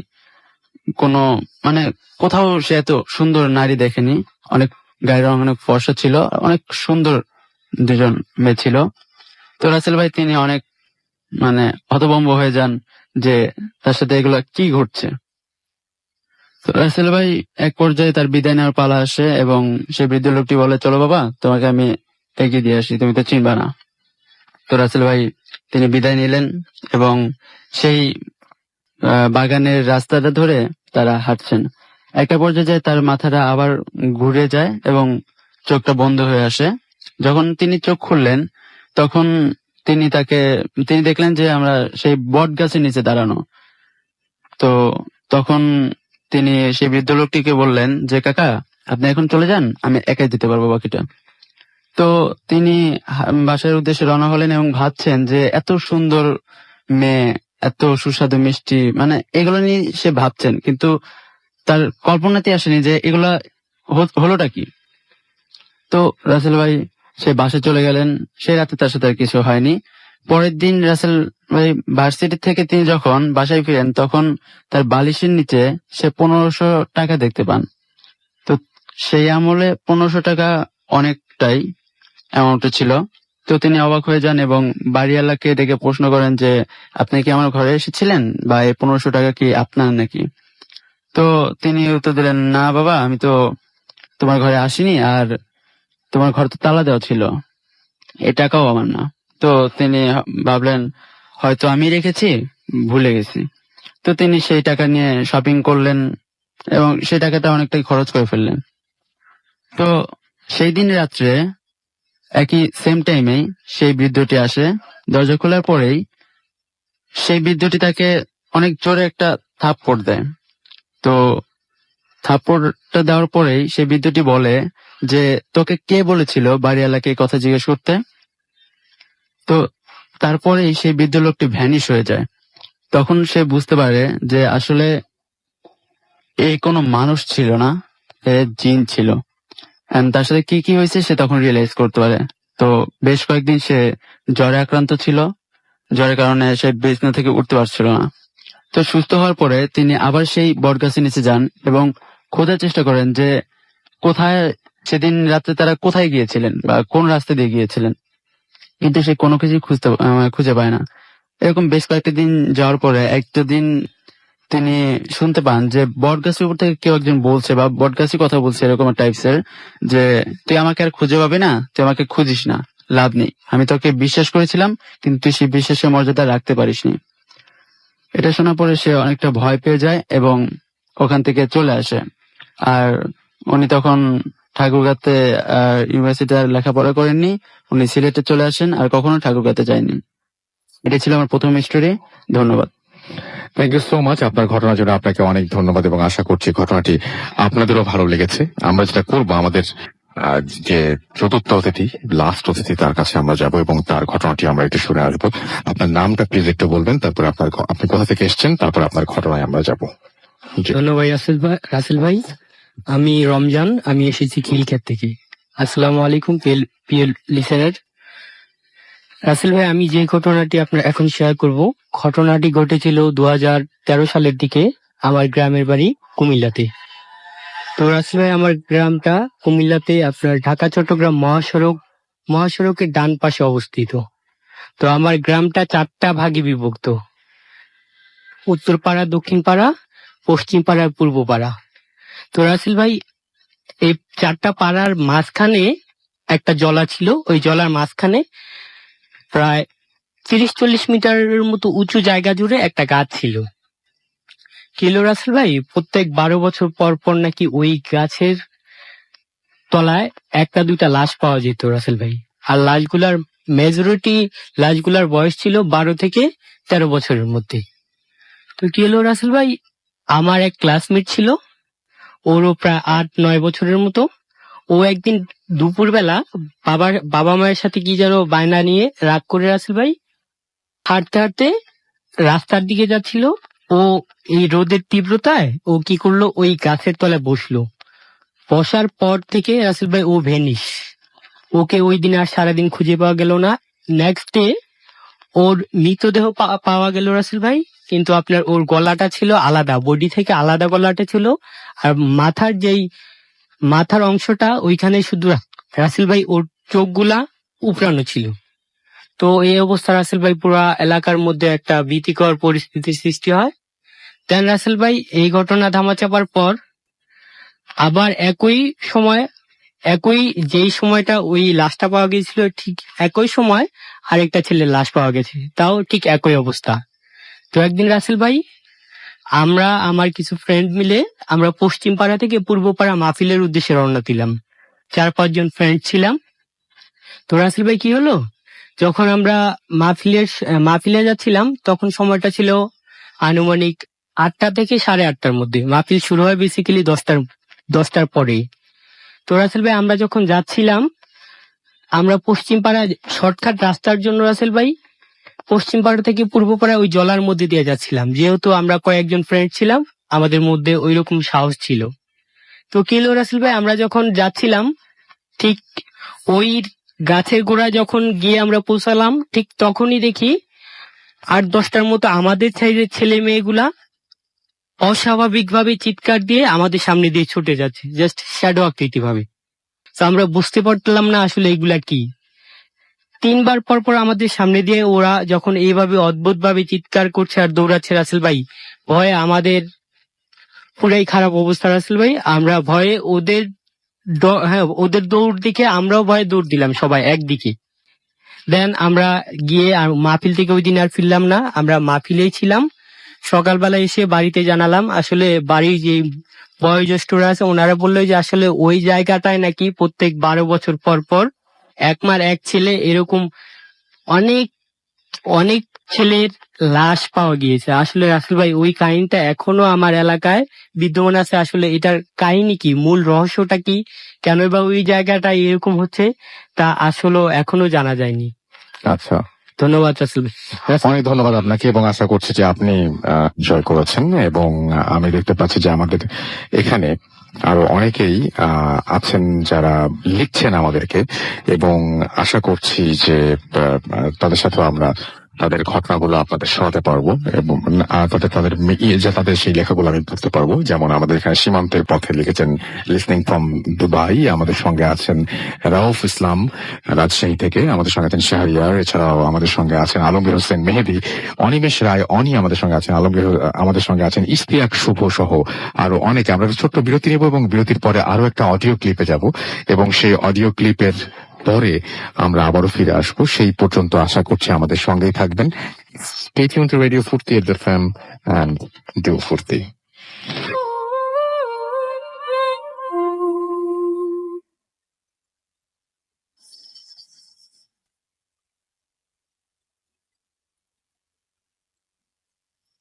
Hello listeners, আমি তানসিন রিমন এগেইন। কিছুদিন আগে আমি আমার নানা ভাইয়ের ঘটনাটা আপনাদের সঙ্গে শেয়ার করেছিলাম, আপনারা হয়তো মনে করতে পারবেন, যার 35 বছর পর ফিরে আসার কথা ছিল। তো এনিওয়ে, এখনো নানা ভাই ফিরে আসেনি। তো আমি আজকে আপনাদের সঙ্গে যে ঘটনাটা শেয়ার করব, এটাও ঠিক এরকম রিলেটেড একটা ঘটনা যেটা আপনাদের খুব অবাক করবে, আমি ড্যাম শিওর। তো জাস্ট 2 মাস আগের ঘটনা। আমি আমার ফ্রেন্ড আমরা ডিসাইড করলাম যে দুজনে একসঙ্গে আইএলটিএস এক্সামে পার্টিসিপেট করব।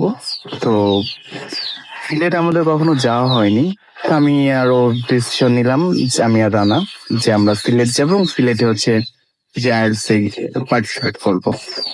তো যথারীতি আমরা ঢাকা এয়ারপোর্ট যে রেলওয়ে স্টেশন, ওইখান থেকে রাত 10টার ট্রেনে রওনা করলাম সিলেটের উদ্দেশ্যে।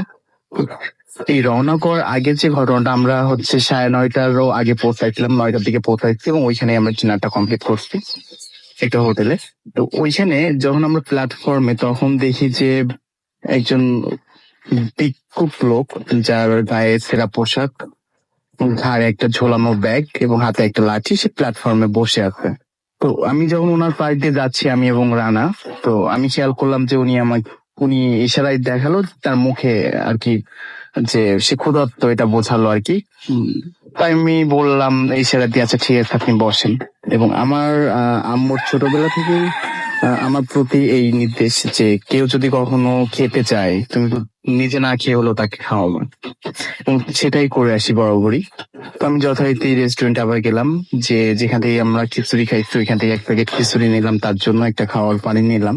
প্ল্যাটফর্মে এসে দেখি যে সে যথারীতি ওই জায়গাটাতেই বসে আছে, আমি তাকে হাতে ওটা তুলে দিলাম। ওইটা আমার দিকে তাকে মিষ্টি করে একটু হেসে দিল। আমরা চলে আসলাম, ট্রেনও চলে আসছে আমাদের, আমরা ট্রেনে উঠলাম। তো যখন আমরা ট্রেনটা ছেড়ে যাই, তখন খেয়াল করলাম যে আমার যেহেতু জানালার পাশেই ছিল সিটটা, আমি খেয়াল করলাম যে ওই লোকটা প্ল্যাটফর্মে দাঁড়ায় আছে, নাকি দেখে ট্রেনটা ছেড়ে চলে আসতেছে। রাত তখন প্রায় 2:30 কি 2টো হবে। একটা স্টেশনে মানে একটা স্টেশন থেকে ট্রেনটা কেবল ছেড়ে যাচ্ছে তখন আর কি। ওই সময়টাতে যেটা হলো যে আমার মনে হলো যে আমার একটু ওয়াশরুমে যাওয়া উচিত ফ্রেশ হওয়ার জন্য। আমি রানাকে বললাম যে না, তুমি তাহলে বসো, আমি একটু ফ্রেশ হয়ে আসি। আমি যখন ওয়াশরুমের গেটের দিকে তাকাইছি, দেখি যে ওই লোকটা যাকে আমি ডিনার করাইছি এবং ট্রেনটা ফিরে আসার সময় যাকে আমি প্ল্যাটফর্মে স্টিল দাঁড়ানো দেখছি, আমার ট্রেনে ওঠে নাই, সে বসে আছে ঠিক ওয়াশরুমে গেটের সামনে, পা ঝোলায় সোজা তাকায় আছে মানে অন্ধকারের দিকে। ওটা দেখে আমি তো ভয় পেয়ে গেছি যে এটা কি হলো। আমি ওনাকে দেখছি, স্পষ্ট ভাবে দেখছি যে লোকটা প্ল্যাটফর্মে দাঁড়ায় আছে, ট্রেনটা ফিরে আসছে, তার মানে উনি ট্রেনে ওঠে নাই। উনি এখানে কিভাবে আসলো? আমি ওটা দেখে দ্রুত ওইখান থেকে চলে আসছি, এসে রানাকে বলছি যে না, আমি তো ওয়াশরুমে যেতে চাইছিলাম, তো এই ব্যাপার। আমি তো ওনাকে ওইখানে দেখলাম। রানা বলছে কি বলো, আমি তো খেয়াল করছি যে উনি প্ল্যাটফর্মে দাঁড়ায় ছিল, ট্রেন যখন ফিরে যায়, তো উনি এখানে কিভাবে আসবে? তো আমি বললাম তুমি চলো, উনি বসে আছে ওইখানে, তোমার বিশ্বাস নাই, তুমি চলো। রানা বলছে আচ্ছা ঠিক আছে চলো, যে দেখে আসি। গেলাম, তো যাওয়ার পর দেখি যে ওইখানে আসলে কেউ নাই। রানা খুব হাসতে শুরু করলো এবং বলছে যে এটা হয়তো তোমার হ্যালুসিনেশন হতে পারে, কারণ এইটুকু সময়ের মধ্যে তো উনি অন্য কোথাও যাওয়ারও কোনো সুযোগ নাই, যেহেতু চলন্ত ট্রেন।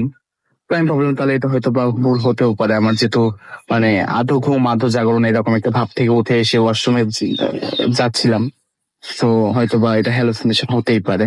এরপর যেটা হলো যে আমি বললাম তুমি তাহলে একটু ওয়েট করো, আমি ওয়াশরুম থেকে না বেরোনো পর্যন্ত তুমি এখান থেকে যাবা না। আমার ভয় লাগতেছিল, আমি নিজেকে বোঝানোর চেষ্টা করছিলাম এটা হ্যালুসিনেশন, আমার ভয় লাগতেছিল।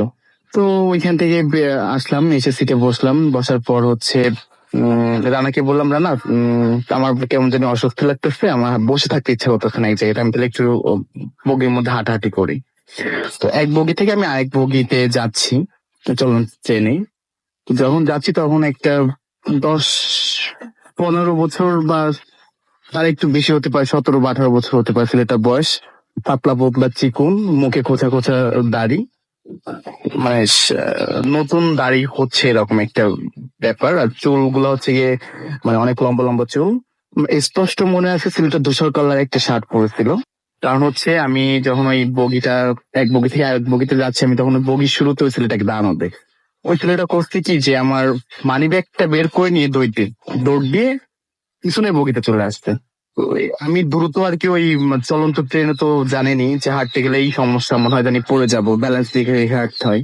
তো সেখানে আমি দৌড় কিভাবে দিব, আমি তো দৌড় দিতে পারছিলাম না, বাট ওরা তো অভ্যস্ত, ও দৌড়ায় চলে গেল, আমি ওকে আর ধরতে পারলাম না।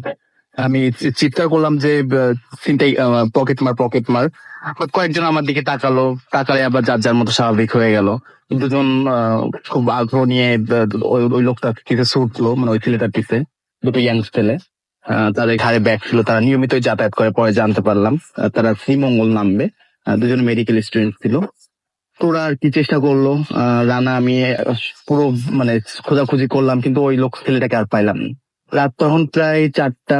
তো সিলেট স্টেশনের আগে হয়তো শ্রীমঙ্গল স্টেশনই হবে, ওইখানে যে ট্রেনটা ফলো করলে দেখা গেল যে অনেক ভিড় স্টেশনে।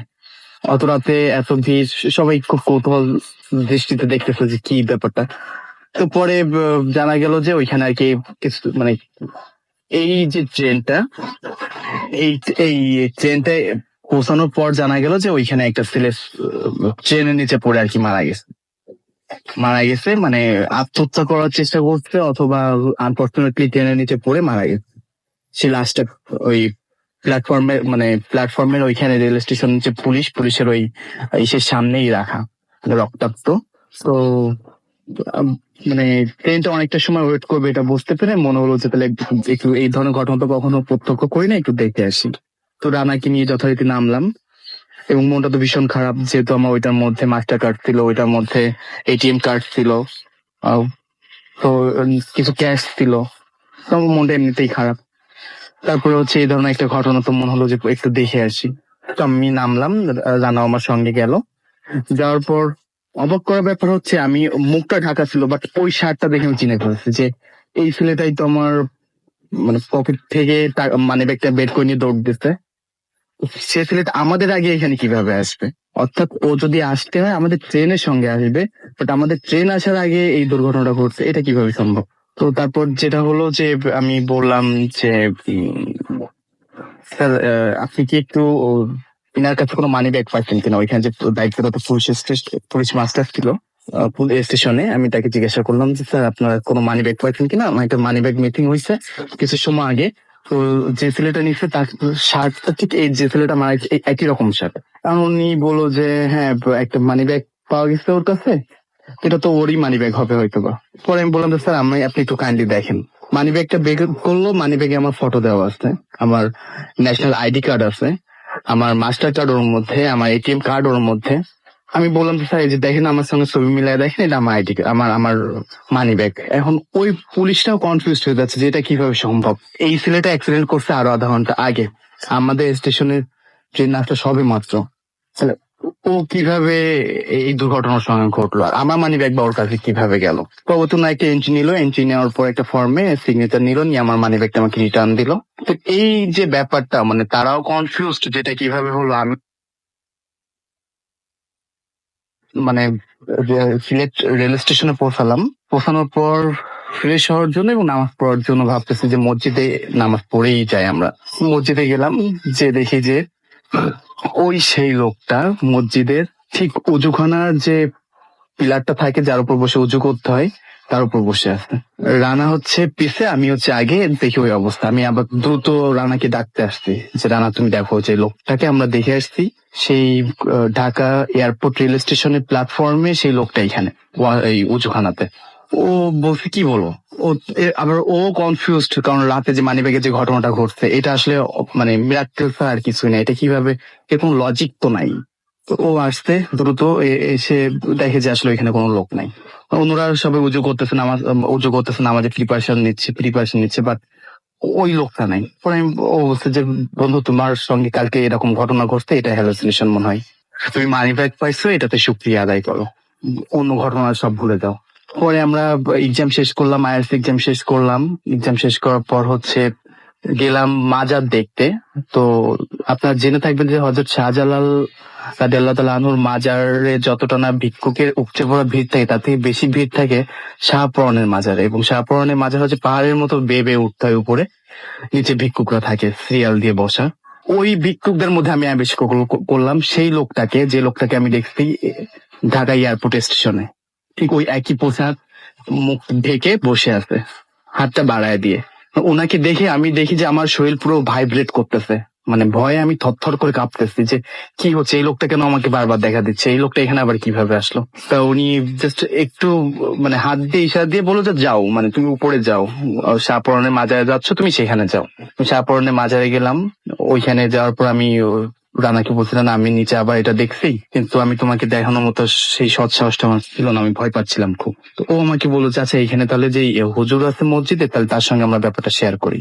মসজিদে ইমামের কাছে পুরো ঘটনাটা শেয়ার করলাম, সেই এয়ারপোর্ট থেকে শুরু করে মানি ব্যাগটা ফেরত পাওয়া, ওই যে মানি ব্যাগটা নিয়েছিল তার যে লাশ দেখে আসছি সেটা, এবং পরবর্তী মসজিদে দেখতো নাকি সেটা বললাম, নিচে বসা দেখছি সেটাও বললাম। তখন উনি বলছে যে এটা উনি হচ্ছে আপনার মানে আপনাকে সিকিউরিটি দিচ্ছে। কেন দিচ্ছে এটা আমি ঠিক বলতে পারবো না, তবে উনি আপনাকে সিকিউরিটি দিচ্ছে, আপনার নিরাপত্তাটা বিধান করতে, আপনার নিরাপত্তা দিচ্ছে উনি। আপনার যাতে কোনো ক্ষয়ক্ষতি না হয় এই কারণে হয়তো আপনার প্রতি সবসময়ের জন্য দৃষ্টি রাখতেছে। আপনি মাঝে মাঝে তাকে দেখতে পাচ্ছেন, মাঝে মাঝে দেখতে পাচ্ছেন না, কিন্তু উনি সবসময়ের জন্য আপনার উপরে দৃষ্টিটা রাখতেছে। এটা শুনে তো আমি আরো ভয় পেয়ে গেলাম। এখন উনি বলছে যে আপনার পুরো ঘটনাটা, আপনাদের পারিবারিক ইতিহাসটা আমার জানতে হবে, তাহলে আমি হয়তো আপনাকে একটু বলতে পারবো যে আসলে কেন এমনটা হচ্ছে। তবে উনি আপনার ক্ষতি করবে না, বরং আমার সবকিছু শুনে মনে হলো যে উনি আপনার ভালোর জন্য এটা করতেছে। আমাকে জিজ্ঞাসা করলো আপনার কয় ভাই বোন, তাই আমি বললাম যে আমি বাবা মার একমাত্র সন্তান। বলছে যে এই জন্য হয়তো বা আপনার প্রতি তার নিরাপত্তার জোরদারটা বেশি, ইনি আপনার ক্ষতি করবে না। পরে বললো যে আপনি যত সম্ভব দ্রুত বাড়িতে চলে যান, আমার মনে হয় সেটাই আপনার জন্য ভালো হবে, কারণ এই যাত্রা পথেই তো বারবার আপনি তাকে দেখতে পাচ্ছেন, এর আগে তো কখনো দেখতে পানি। জি না, আমি আগে কখনো দেখি নাই, এই যে এই বাড়ি দেখতেছি এতবার। পরে আমরা সিলেট গেলাম, মানে পরের দিন আর কি, সিলেট চা বাগান দেখতে গেলাম।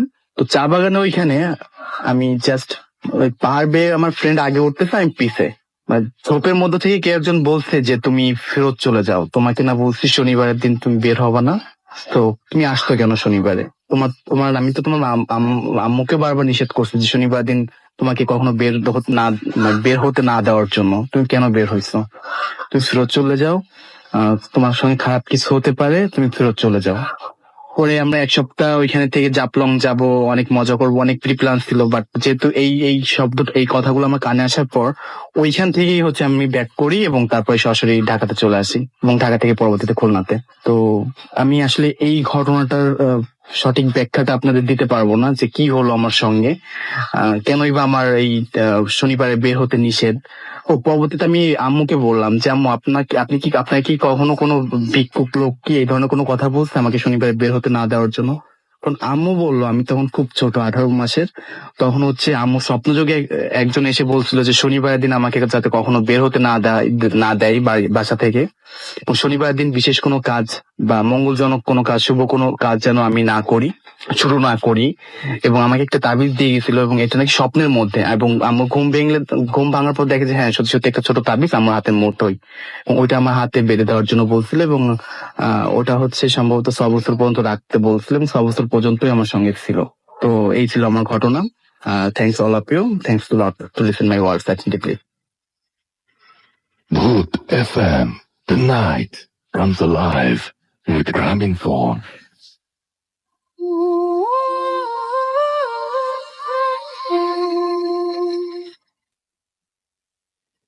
Yes, the night comes alive.